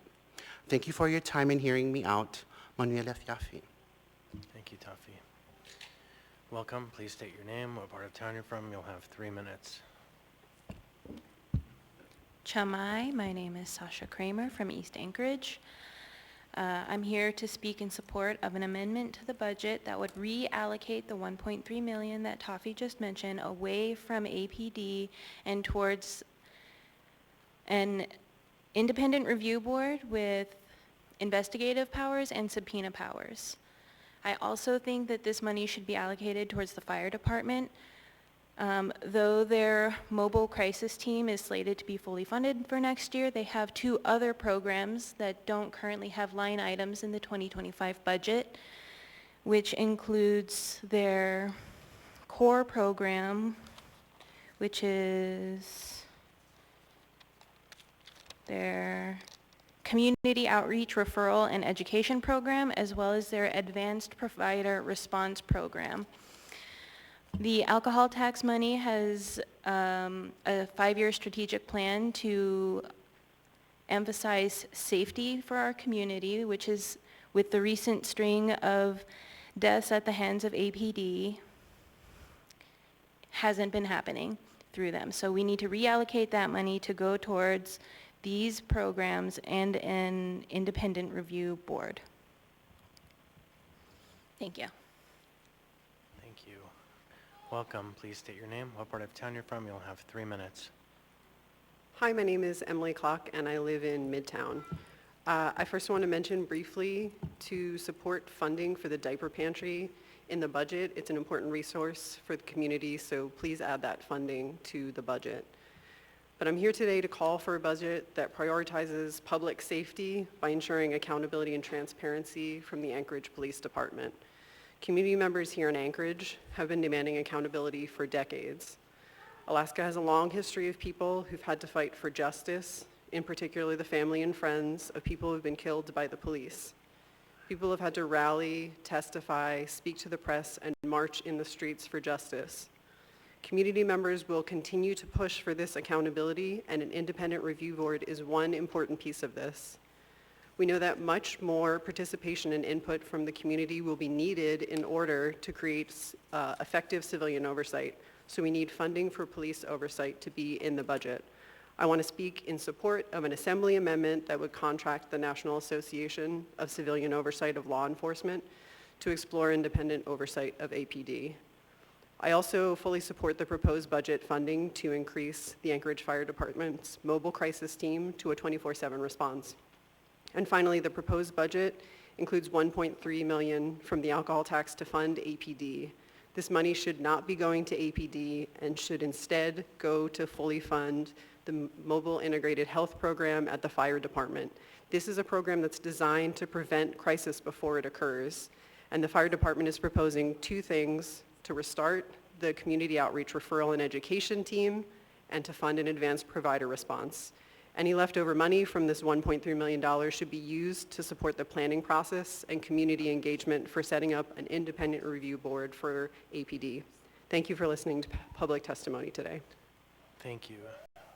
Welcome. Please state your name, what part of town you're from. You'll have 3 minutes. Thank you. My name is Sam Longacre. I live in West Anchorage, and I'm the housing director at the United Way of Anchorage. We understand that funding to extend and expand the Home for Good program has not been included in the 2025 municipal budget.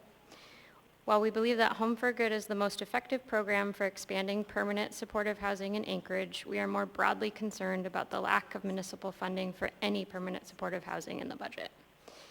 A subset of our neighbors experiencing homelessness also experience disabling conditions and have the most complex barriers to housing. This population needs the long-term rental and services support of permanent supportive housing to stabilize and stay successfully housed.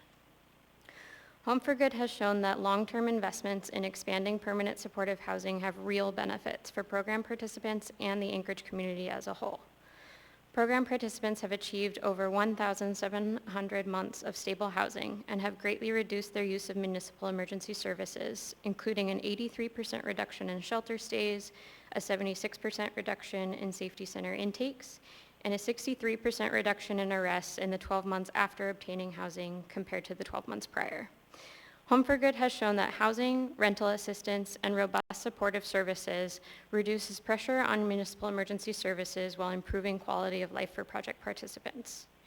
We strongly encourage the municipality to make dedicated funding available for permanent supportive housing for the coming year by explicitly including permanent supportive housing in the planned line item for housing in the alcohol tax budget, and adding additional funds for these critical interventions to continue investing in the continuum of care for people experiencing homelessness.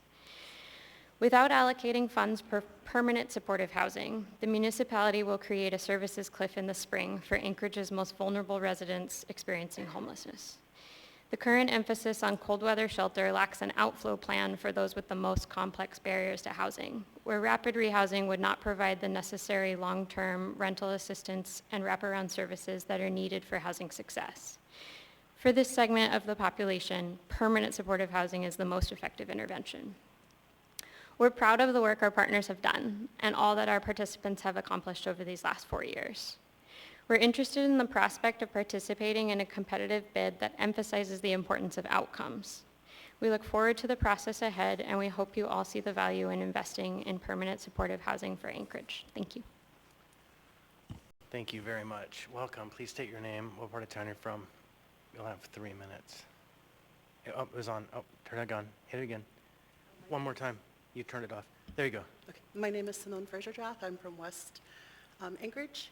I'm here as Anchorage Youth Court parent. My daughter is a member of the court and has been for the last 1.5 years. And as a parent, I've seen her bloom and become a part of the community and support her community as being part of the restorative justice program.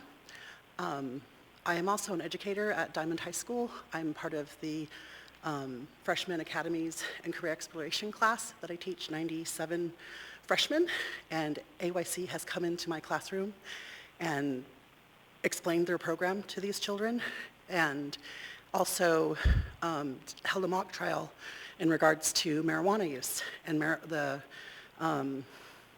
not marijuana use, but what would happen to them if they were caught and convicted for vaping and or smoking marijuana.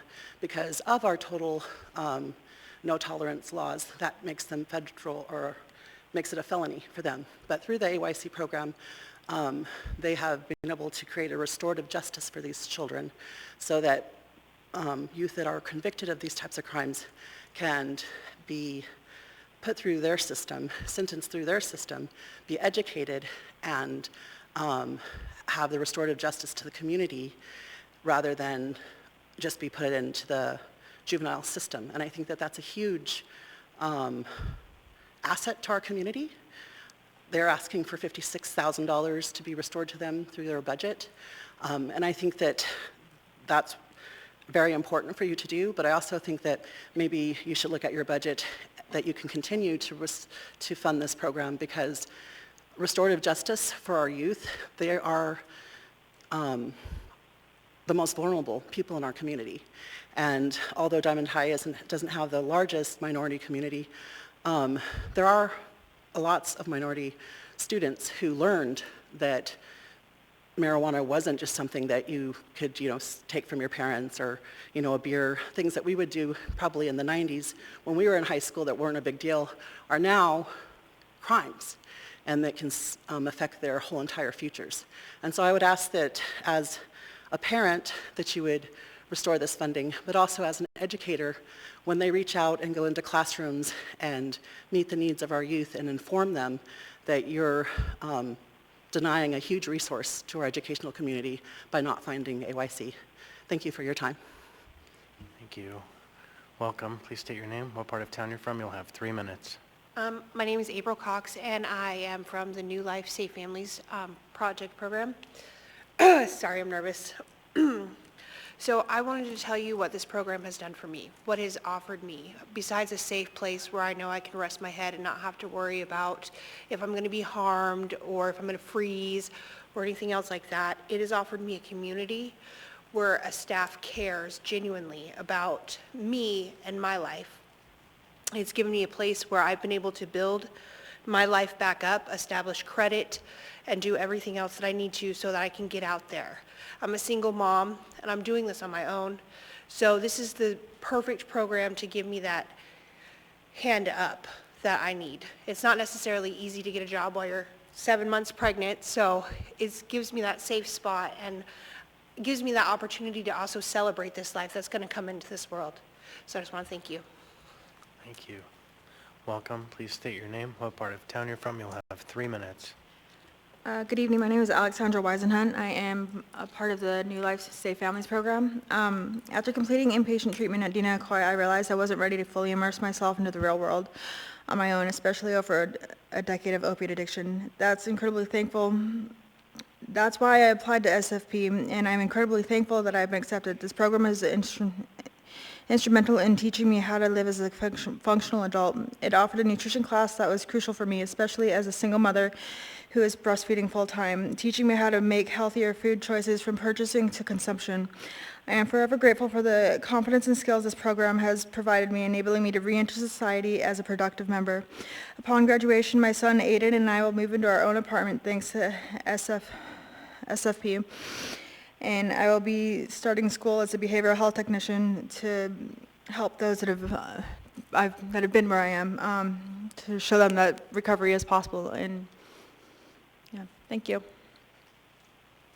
Thank you very much. Welcome. Please state your name, what part of town you're from. You'll have 3 minutes. Hi, my name is Serena Joe. I currently reside over at the Safe Family Home for women and children. I have been going on with the Office of Children's Services for 3 years. And currently I have succeeded in closing my OCS case. And then I wanted to tell you about how the Safe Family has boosted up my confidence in my future life, and that I will be, living a free, sober life with my child, who is here with me.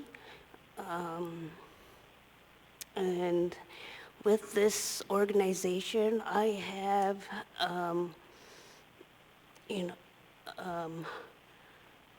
have gotten the encouragement to live on my own and live free and sober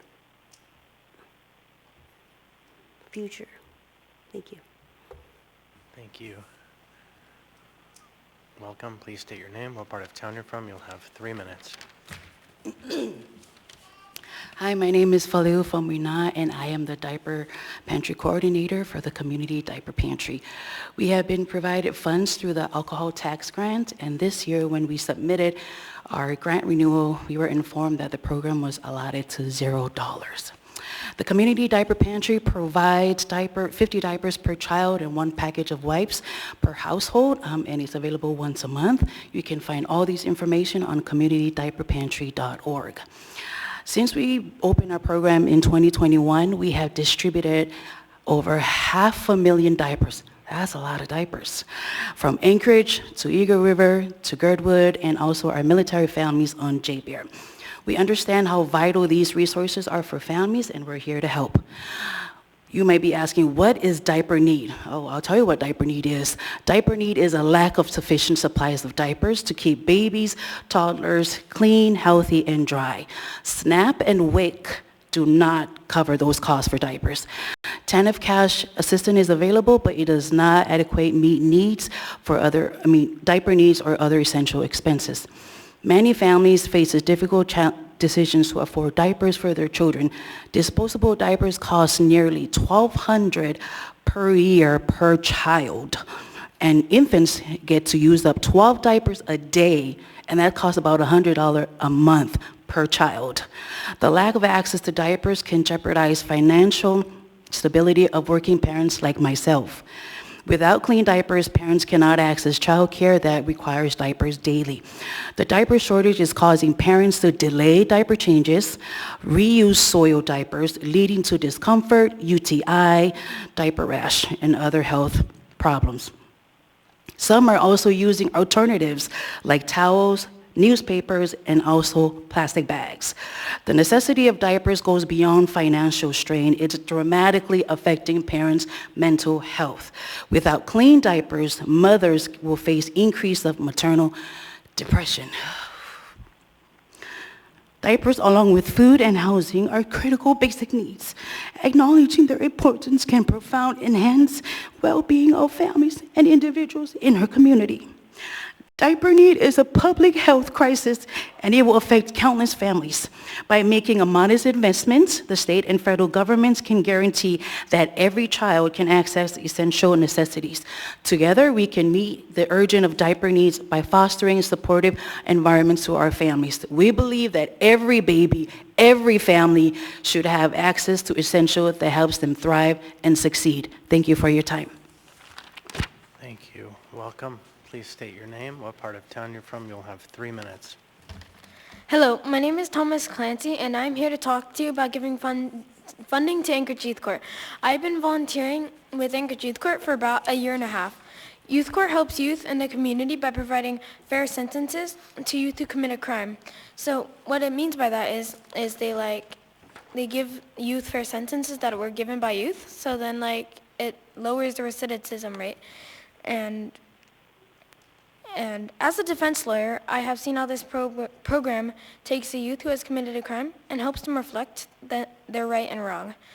This is a lot more successful because when you hear that from your peers that what you did is wrong, that's way more effective than when your parents or a judge from the regular juvenile justice system says, what you did is wrong, so we're going to put you into jail for that. So I personally feel like I have made a positive impact on clients because I've just been able to talk with them and just hear their side of the story. Because sometimes even they're like, I didn't know it was legal at the time and stuff like that. The program is a wonderful experience because it has offered me very rewarding experience. It has taught me how to create a sentence, find aggravators and mitigators, and overall just become a better person. Youth Court has also been such an amazing resource because it helps me and other youth gain valuable life experience. I really hope you guys don't cut Anchorage Youth Court out of the budget because it is very rewarding and has a very high success rate. Thank you. Don't go anywhere. Hold on. Come on back. So I just have to ask a question, maybe two. So you say you're a youth defense lawyer? Mm-hmm. How many cases have you tried? I believe, as a youth defense lawyer, I believe I've taken 9. And how many have you Prosecuted? No, not prosecuted. Start with the defense. How many of them were settled before you went through the trial process? I believe when you go to youth court, you have already agreed to plea no contest, which means you're saying that you did it, but you're not going to say anything about it. I So, see. Okay. Yeah. Well, thank you for that. It's very enlightening. Okay. Thank you. Welcome. Please state your name, what part of town you're from. You'll have, pull that microphone down too. Just pull it right to you. It'll bend if you give it a good push. There you go. Okay. Welcome. Please state your name, what part of town you're from. You'll have 3 minutes. Hi, my name is Kaya. I am 12 years old, and I just completed the fall Anchorage Youth Court training. I was sworn in as a youth court member. I have been looking forward to this for a while because law is interesting, and this is my opportunity to start learning more about it. It was a 2-month training where I learned all about how the court system works. I learned things like how to write a probable cause statement from a police report and the difference between mitigators and advocates. I learned how to argue a sentence in defense of prosecution of a crime. I learned about crimes and associated restoration. But most of all, youth court taught me the importance of compassion, understanding, and being a leader that impacts others positively. This chance to be in youth court is unlike any other.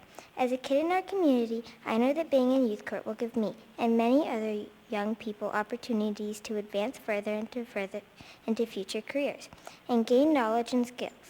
There are a lot of screens for kids like us to spend our time on, but this gives us a real life experience that will positively impact our community for years to come.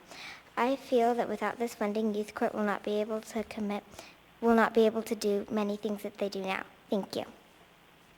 Thank you. Welcome. Please state your name, what part of town you're from. You'll have 3 minutes.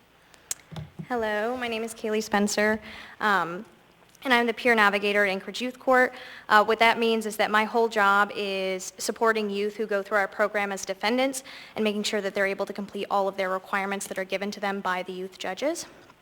One of the reasons why I find my position so important is because once youth finish their sentence, as long as they do not commit another crime before the age of 18, the crime is stricken from their record, which means that they're able to have a clean slate moving forward while still being able to be held accountable for the harm that they may have caused the community.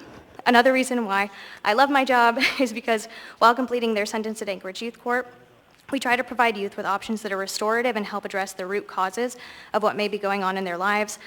This includes engaging with credit recovery services to make sure that they're on track to graduate, educational courses that help them understand the impact of their actions on the community and themselves, substance use and prevention services to help youth learn about substances and help those who want to become sober do so, counseling services, mentorship programs. We even have a goal-setting workshop to help youth work towards their goals and aspirations. The money that makes my job possible and helps low-income defendants pay for these services have in previous years come from the alcohol tax grant. Without this funding, we would have to significantly cut back on what I am able to do for the youth who go through our program. My job makes me feel like I'm actually making a difference in impacting the lives of youth in our communities, and I'd like to ask you to please allow me to continue to do that. Thank you. Thank you. Welcome. Please state your name, what part of town you're from. You'll have 3 minutes. Hi, my name is Michael Patterson. I live in District 5. I'm here representing the Party for Socialism and Liberation Anchorage. And I just want to get this straight. The LaFrance administration is proposing to give APD $1 million from the alcohol tax while cutting from a youth diversion program, housing, and a diaper pantry. I think, APD has shot 8 people this year. Killed 5, one of them a child, and it's really just, frankly, Mayor, an insult. You're not listening to people. You're not listening, and you should be ashamed, to be honest. Because you know what crime prevention actually is? A youth diversion program. helping single mothers with sobriety and housing, a diaper pantry, in the sense because parents will do whatever they can to provide for their children, including stealing diapers.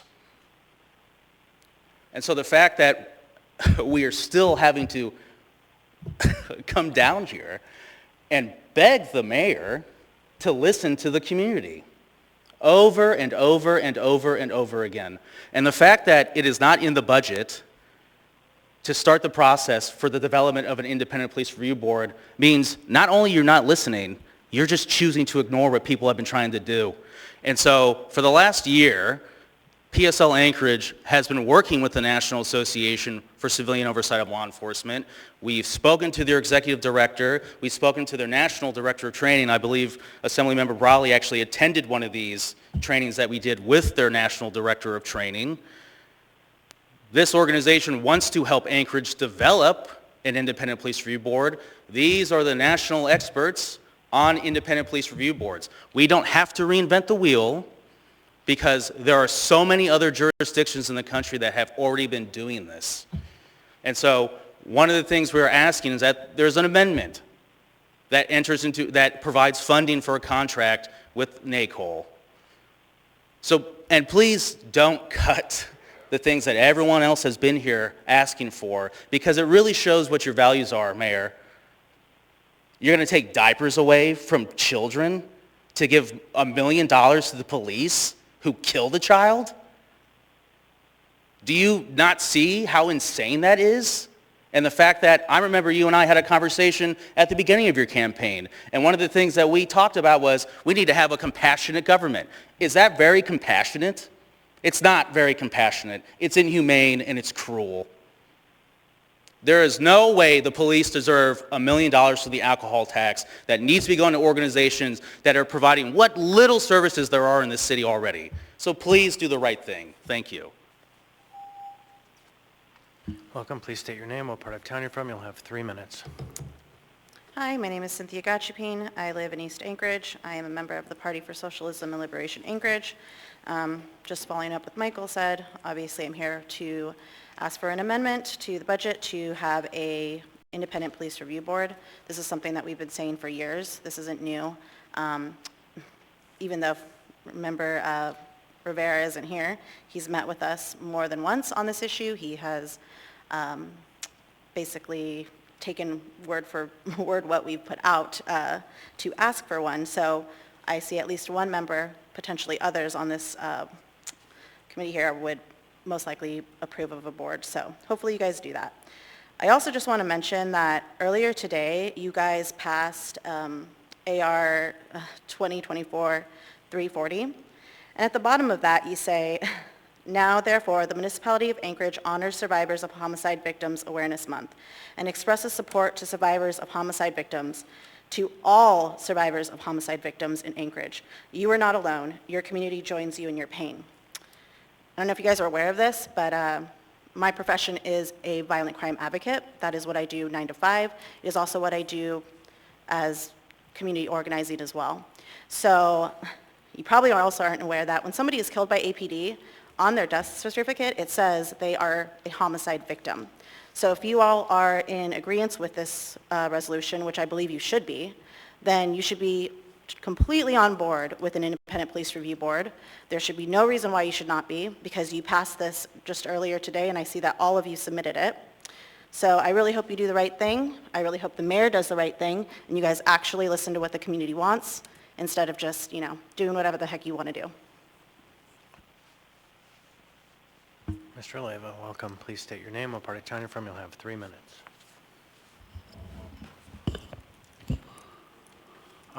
Ronald Leyva, in my 51st year here in Anchorage, live in Rogers Park, have businesses downtown.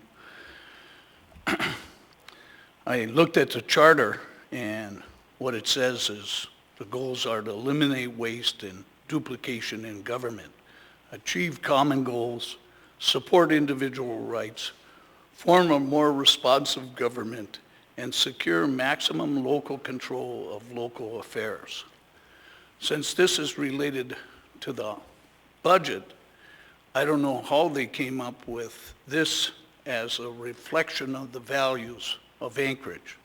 Someone must have a mouse in their pocket because it doesn't represent my values and a lot of the people who spoke this evening.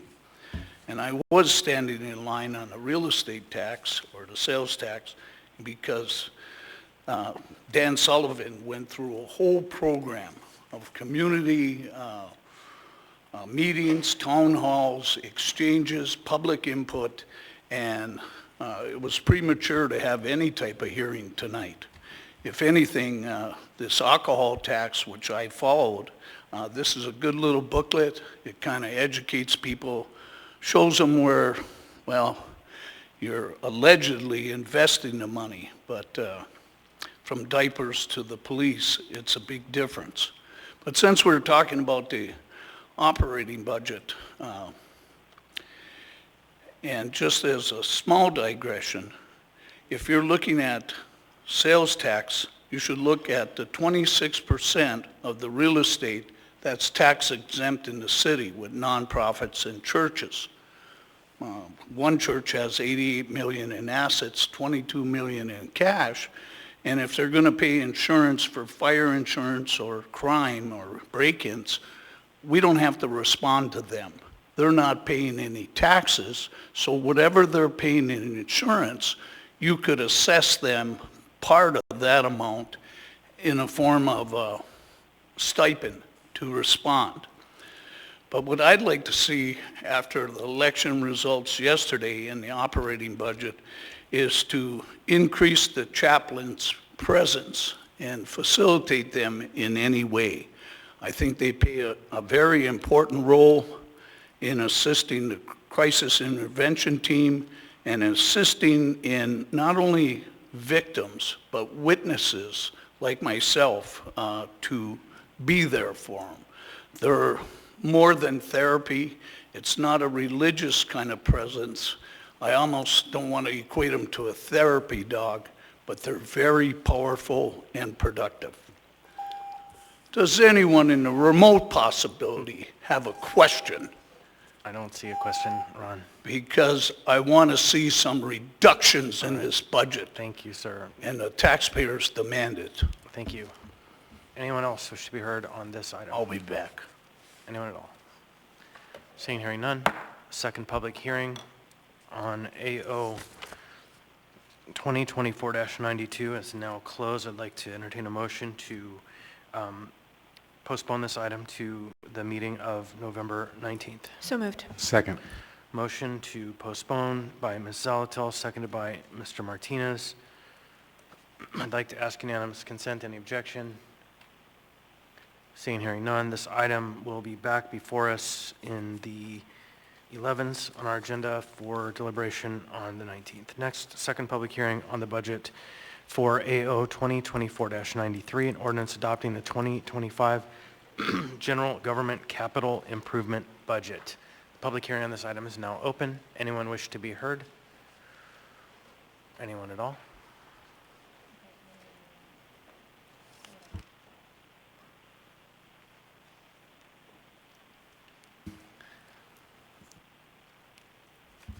Welcome, Mr. Leva. Please state your name and party attending firm. You'll have 3 minutes. Do I have to state my name? Did you forget? This is the way the record goes. Please I know do. you have a short memory, but Dory my the name fish. is Ronald Leva. Thank you. Et cetera, et cetera. Anyway, this is a capital improvement, and one of the purchases that I'm going to hopefully follow up on is the purchase of my property. Unfortunately, in the sale of my property, Miss Gardner over there was in a lawsuit defending a couple trees and that I had cut down a dead spruce and a mayday tree, an invasive species. But it ended up in costing me $700,000. During that time, my property was being negotiated with Wagner. And unfortunately, I ran out of money to pay these attorneys. It was a sad case, but I had a letter of intent because when the municipality, through the utilities, ML&P, bought the land across from the Brother Francis shelter, they didn't pay in full. Mr. Gates, in his astute observation, they had shuffled some money from one of the capital accounts, and instead of paying $1.1 million for the property, they only had $750,000 left. So we agreed here in the Assembly Chambers, Fred Dyson and the works, let's buy his property, but make up the difference when they bought the property, the 3 parcels next to their brother Francis shelter. I gotta get out of there. Well, we got into this lawsuit, and unfortunately, all my properties were liened. But in the appeal process, just to appeal not only the legal fees, if you kill someone in the state of Alaska, you can only spend $5,000 on an appeal.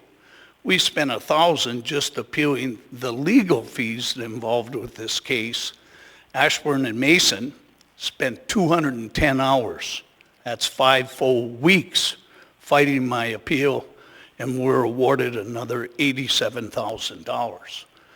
But sticking to the point was I had an extension the first time on the letter of intent to buy my property for $1.8 million of 180 days because Robin Ward and there was a Wasserman, attorney, and Berkowitz guaranteed that Rasmussen would buy this parcel.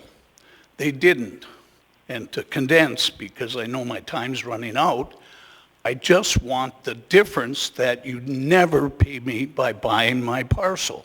It would be great if you allocated a couple $1 million and bought that parcel, because it's a nightmare doing business there. Now, do you have any questions on a possible little detail to this injustice? No one's in the queue. Do you have the money that would even be better? Thank you, Mr. Leva. I'll be back. Yep, welcome. Anyone else wish to be heard on the general government capital improvement budget? Anyone at all? Seeing, hearing none. Public hearing on this item is now closed. What's the will of the body? Or no, excuse me. Move to continue the item to the meeting of the 19th. Postpone. Second.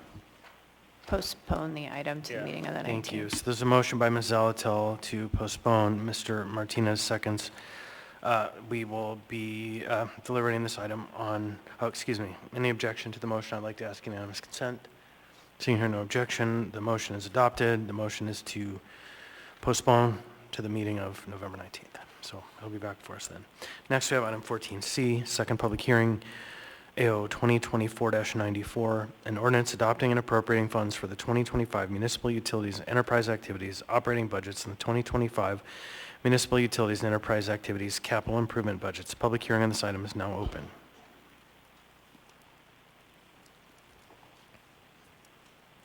Welcome. Please state your name, what part of town you're from. You'll have 3 minutes. Ronald Leva, enjoy democracy, and this one involves the utilities. And one of the things with the water utility is the shoveling of the hydrants. And well, in Rogers Park, we tried to have a program of adopt a hydrant. But with the homeless, if Felix would have let me present, Hydrants for Hope would drive homeless people and create some sort of adoption where you could name the hydrant after your dog if you liked, but you would finance partially a stipend to have a homeless person engage in shoveling out that hydrant. So in this utilities, activities, enterprise, it's real important that whether it be a troop of Boy Scouts, homeless people, volunteers, but it's important to have those hydrants accessible.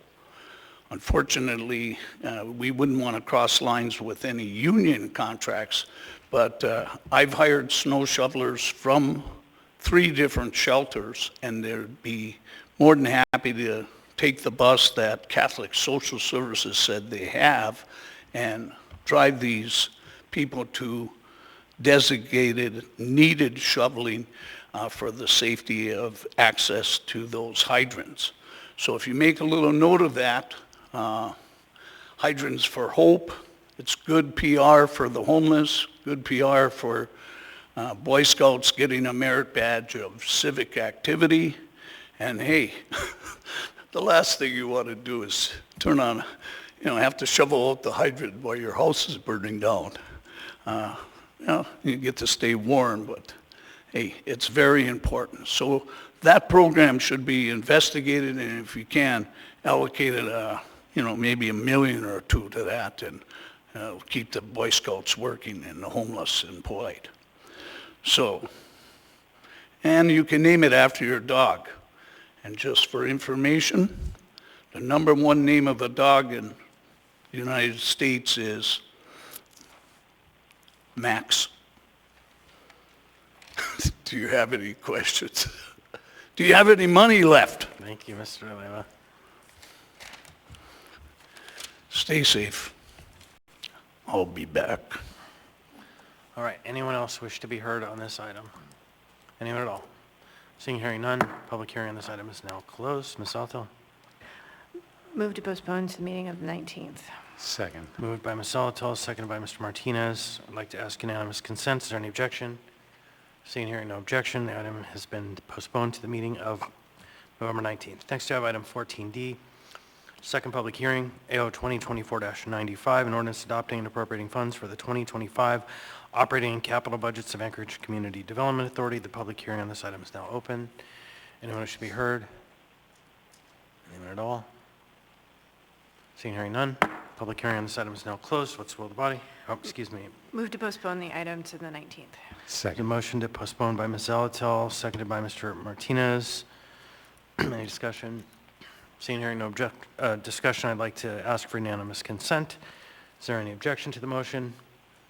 Seeing, hearing no objection, the motion is adopted. This item will be back before us on 11/19. Next, we have item 14E, second public hearing, Resolution AR 2024-306, a resolution adopting the 2025 to 2030 General Government Capital Improvement Budget. The public hearing on this item is now open. Anyone who should be heard on this item? Anyone at all? Seeing, hearing none, public hearing is now closed. Ms. Zalatel? Move to postpone to the meeting of the 19th. Second. There's a motion by Ms. Zalatel to postpone to the meeting of the 19th, seconded by Mr. Martinez. Any discussion? Seeing, hearing none, I'd like to ask unanimous consent. Any objection? Seeing and hearing no objection, the motion is adopted. We'll have this item back before us on 11/19. Next, we have item 14F. Item 14F is the second public hearing, Resolution AR 2024-307, a resolution adopting the 2025 to 2030 six-year fiscal program. The public hearing on this item is now open. Anyone wish to be heard on this item? Anyone at all? Seeing, hearing none, public hearing is now closed. Ms. Zalatel? Move to postpone to the meeting on the 19th. Second. There's a motion to postpone by Ms. Zalatel, seconded by Mr. Martinez. Any discussion? Seeing, hearing no discussion, I'd like to ask unanimous consent. Any objection to adoption of the motion? Seeing, hearing no objection, the motion is adopted. We'll hear this item, or we'll deliberate this item on 11/19. Final second public hearing for the budget process this year, item 14G. This is AR 2024-308, a resolution approving the 2025 to 2030 Municipal Utilities Enterprise Activities Capital Improvement Programs. Public hearing on this item is now open. Anyone wish to be heard on this item? Anyone at all? Seeing, hearing none, public hearing on this item is now closed. Ms. Zalatel? Move to postpone to the meeting on the 19th. Second. Motion to postpone to November 19, moved by Ms. Zalatel, seconded by Mr. Martinez. Any discussion? Seeing, hearing no discussion, I'd like to ask unanimous consent. Any objection to the motion? Seeing, hearing no objection, the motion carries. This item will be back before us on 11/19. Ms. Brawley? Thank you, Mr. Chair. I move to reopen the hearing on public hearing on item 14L AO 2024-101. Second. So there's a motion to reopen the public hearing by Ms. Brawley, seconded by Ms. Zalatel, number 14L, which is 2024-101. There you go. Ms. Brawley. Thank you. I would ask members' indulgence to hear one member of the public who could not be here earlier this evening when this item was up and who cannot be here on December 3rd. to testify. All right, so is there any objection to the motion to reopen the public hearing? Seeing and hearing no objection, so the motion carries. Mr. Gray, welcome. Please state your name, what part of town you're from, or Representative Gray, I should say. You turned it off. There you go. Welcome. You'll have 3 minutes. Hi, I'm Andrew Gray, and I live in the Campbell Park Community Council, and I am the Alaska State House Representative for the UMed District. I'm speaking in support of 2024-101 for 4 reasons. I believe that most folks would be surprised that this isn't already the law. Anyone who's lived in most any other city or state would expect to be carded when getting alcoholic beverages in a restaurant or bar, and I think they'd find it shocking that that's not the law here. So first and foremost, few people would even notice that anything has changed if this ordinance passed. Second, in 2016, Alaska passed the red stripe law, which places a red stripe on driver's licenses. It restricts people from convicted of certain crimes from being able to purchase alcohol. It is this law that requires liquor stores to look at everyone's ID. I've seen some elderly folks get really angry about having to show their ID. It's not because we think they're under the age of 21. It's because they need to show that they don't have the red stripe. Third, this common sense ordinance would prevent minors from being served alcohol. Let's face it, we have some young people who look old enough to drink, but they're not, and that's why we would want to ask them for ID. There are reasons why we don't want folks under 21 to drink. Alcohol is the most common drug that young people use in the United States. Young people who drink alcohol are more likely to engage in risky behaviors that can lead to injuries. They're also more likely to experience school absences, lower grades, drinking and driving, and more likely to be involved in violence. Finally, I support this ordinance because there is no downside. Let's imagine that a person goes into a restaurant and they don't have their ID. What harm is there in that person not being able to drink alcohol that night? None. It is not harmful to drink less alcohol. In fact, it is in the best interest of that person's health to drink less alcohol. Please vote yes. Thank you. Thank you, Mr. Gray. So with that, the public hearing is now closed again. Oh wait, we're going to continue the public hearing, so I didn't bang the gavel, Ms. Brawley. Thank you, Mr. Chair. Move to, again, continue the public hearing and postpone this item to the meeting of December 3rd. Second. 1 second for the clerk to catch up on this process.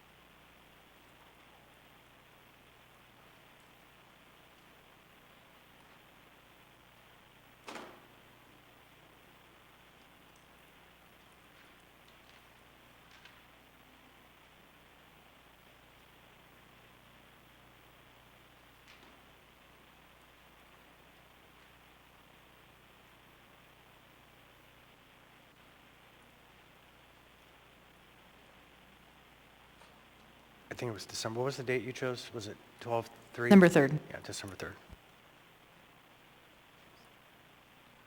The motion was made by Ms. Brawley and seconded by, I think it was Mr. Martinez, am I right? Who seconded the motion? Oh, Ms. Olato, sorry. Okay, so now we're back to the question. Shall we continue the public hearing? Is there any objection to the motion? Seeing and hearing none, the public hearing has been continued to the meeting of December the 3rd, which brings us to audience participation. Any member of the public wish to be heard? Anyone at all? Seeing and hearing none, oh, come on down. Oh, that's right, we do have a couple on the phone.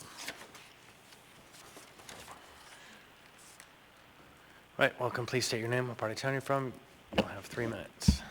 Hello, Sophia O'Neill, Eagle River. First, I'd like to clarify, the last time I was at the assembly, I stated that Alaska does not have a identity confidentiality program. They don't, but they do. Alaska has a law that allows any citizen to register to vote without publicizing the residential address. Now, who's eligible? Here's the catch. Any American citizen who is able to provide a mailing address that differs from their resident program. So if you need to keep your information confidential, you can, but you also must have a residence in order to be able to sign up for what is available in Alaska. Now, it's not the same program as other states have, but it is a way for a citizen to participate to vote.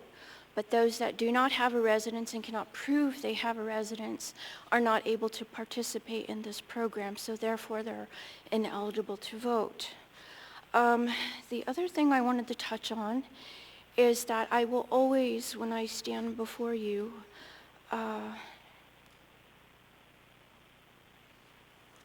I know my facts and I will make my statements.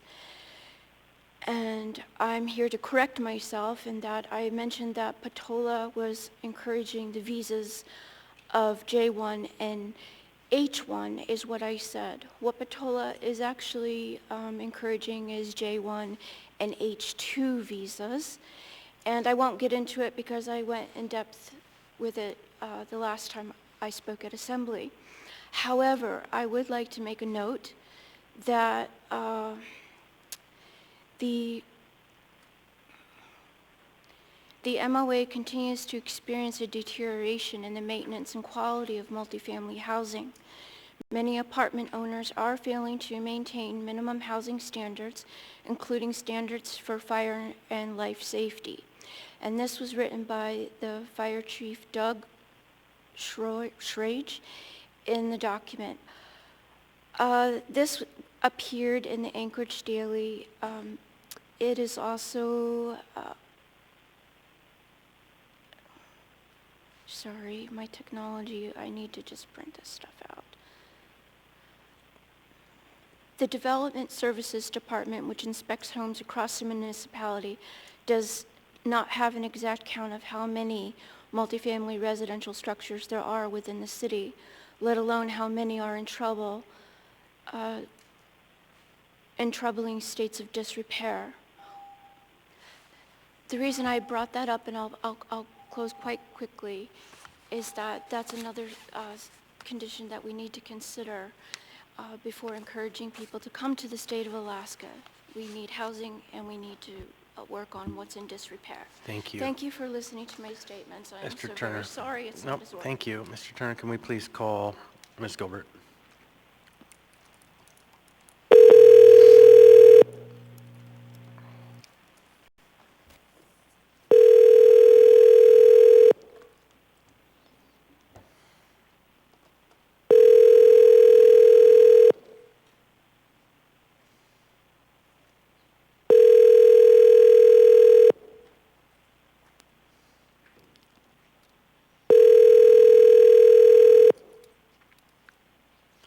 All right, can we try Ms. Strezak?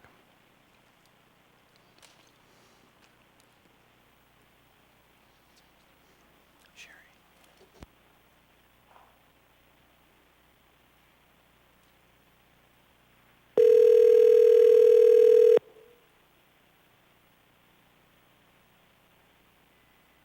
Hello? Ms. Strezak, Anchorage Assembly, we're taking final audience participation. Please state your name and what part of town you're from. You'll have 3 minutes. Hello, my name is Sherry Strezak. I'm from Chudiak. My representatives are Mr. Meyer and Mr. Littlefield. And I was taking notice that earlier this year, I believe it was August 29th, SICA actually lost their internet for 2.5 weeks. And they also lost their internet back in 2016 and 17. The recent one that happened was due to an underwater fiber optic breakage, and I'm concerned about that because as we saw what happened in North Carolina and also Tennessee, after they had flooding, they lost power, and a lot of areas are still without power. The reason why this is concerning is because with elections, and we just had a major one, we are in an earthquake area. lots of things can happen. You know, we could have a blackout for a long period of time. And if it was during election season, you never know what can happen. So we need to think about alternative forms of counting ballots.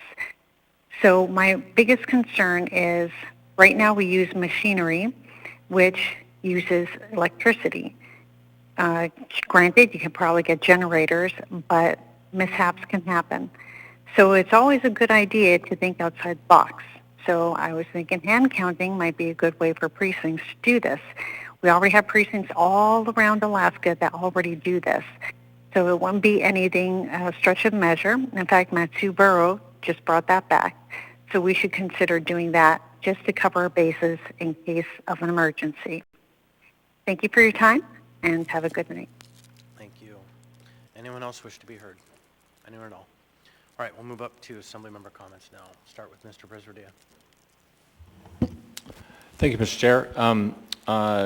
Just a few comments. I think like a lot of people, I woke up this morning and things seem to have changed in our world. I wanted to just share that, you know, I have two teenage daughters who this morning during breakfast were asking me questions about why the person that was just elected our president was elected.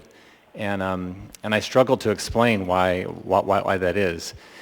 But they were pretty upset, and they were pretty upset because of what they saw was going to change for them in their world and their lives, and that the people that they love are feeling like they're being threatened, and that the things that they thought were the way that things were supposed to be feel like they've changed. So I wanted to say that because I know that we all don't necessarily feel the same about what happened last night, but there's a lot of people out there that are struggling, and so I want to just really encourage people to take care of each other, to take care of yourself, and continue to get up and go to work the next day. And I hope that we can, over the next few days, months, and weeks, have some productive conversations about why we are where we are. So I just say that because I'm both feeling that same level of despair and pain, but I'm also wanting to make sure that we're remembering that we still live in an amazing country and an amazing state, and that we need to take care of each other. So with that, thank you, everyone. Have a good night. Thank you. Mr. Salt. No comments. Thank you. Ms. Brawley. See you all tomorrow. Thanks. Mr. Boland. No comment. Thank you. Mr. Martinez. Thank you, Chair. Just a couple of thoughts. I wanted to express my appreciation to the folks who came to testify today on the budget. Particularly, Chair, I wanted to shout out all those young folk from the youth court.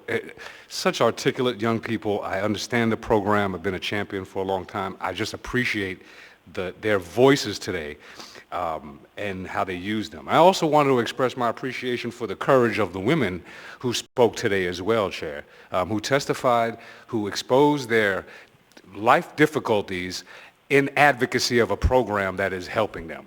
Advocacy is one thing, but to expose the difficulties of one's own life is extremely challenging. And so I just wanted to shout out the women, the sisters who spoke today and who raised their advocacy. That's the point of the democratic institutions, that people can have the ability to redress the government for their grievances. And Chair, on just final note, today we shared, we approved a resolution dedicating Philanthropy Day in Anchorage. And I thought of something at the time, but I'll share it with folks now, just in light of what my colleagues, Mr. Perez-Verdia just mentioned as well. You know, what's the greatest city in the world, Chair? And some might say it's Anchorage. But the greatest city in the world, as was told to me by an elder, was the greatest city is generosity. And so just be generous with each other, continue to exercise grace. The difficult challenges of just surviving day to day often puts pressures on us. Have grace with each other as we continue to do the work in our community to roll our sleeves up and move Anchorage forward. Thank you, Chair. No comments. Thank you. On the phone, Mr. Johnson. No comments. Thank you. All right. Littlefield. No comments. Thank you, Chair. Ms. Bronga.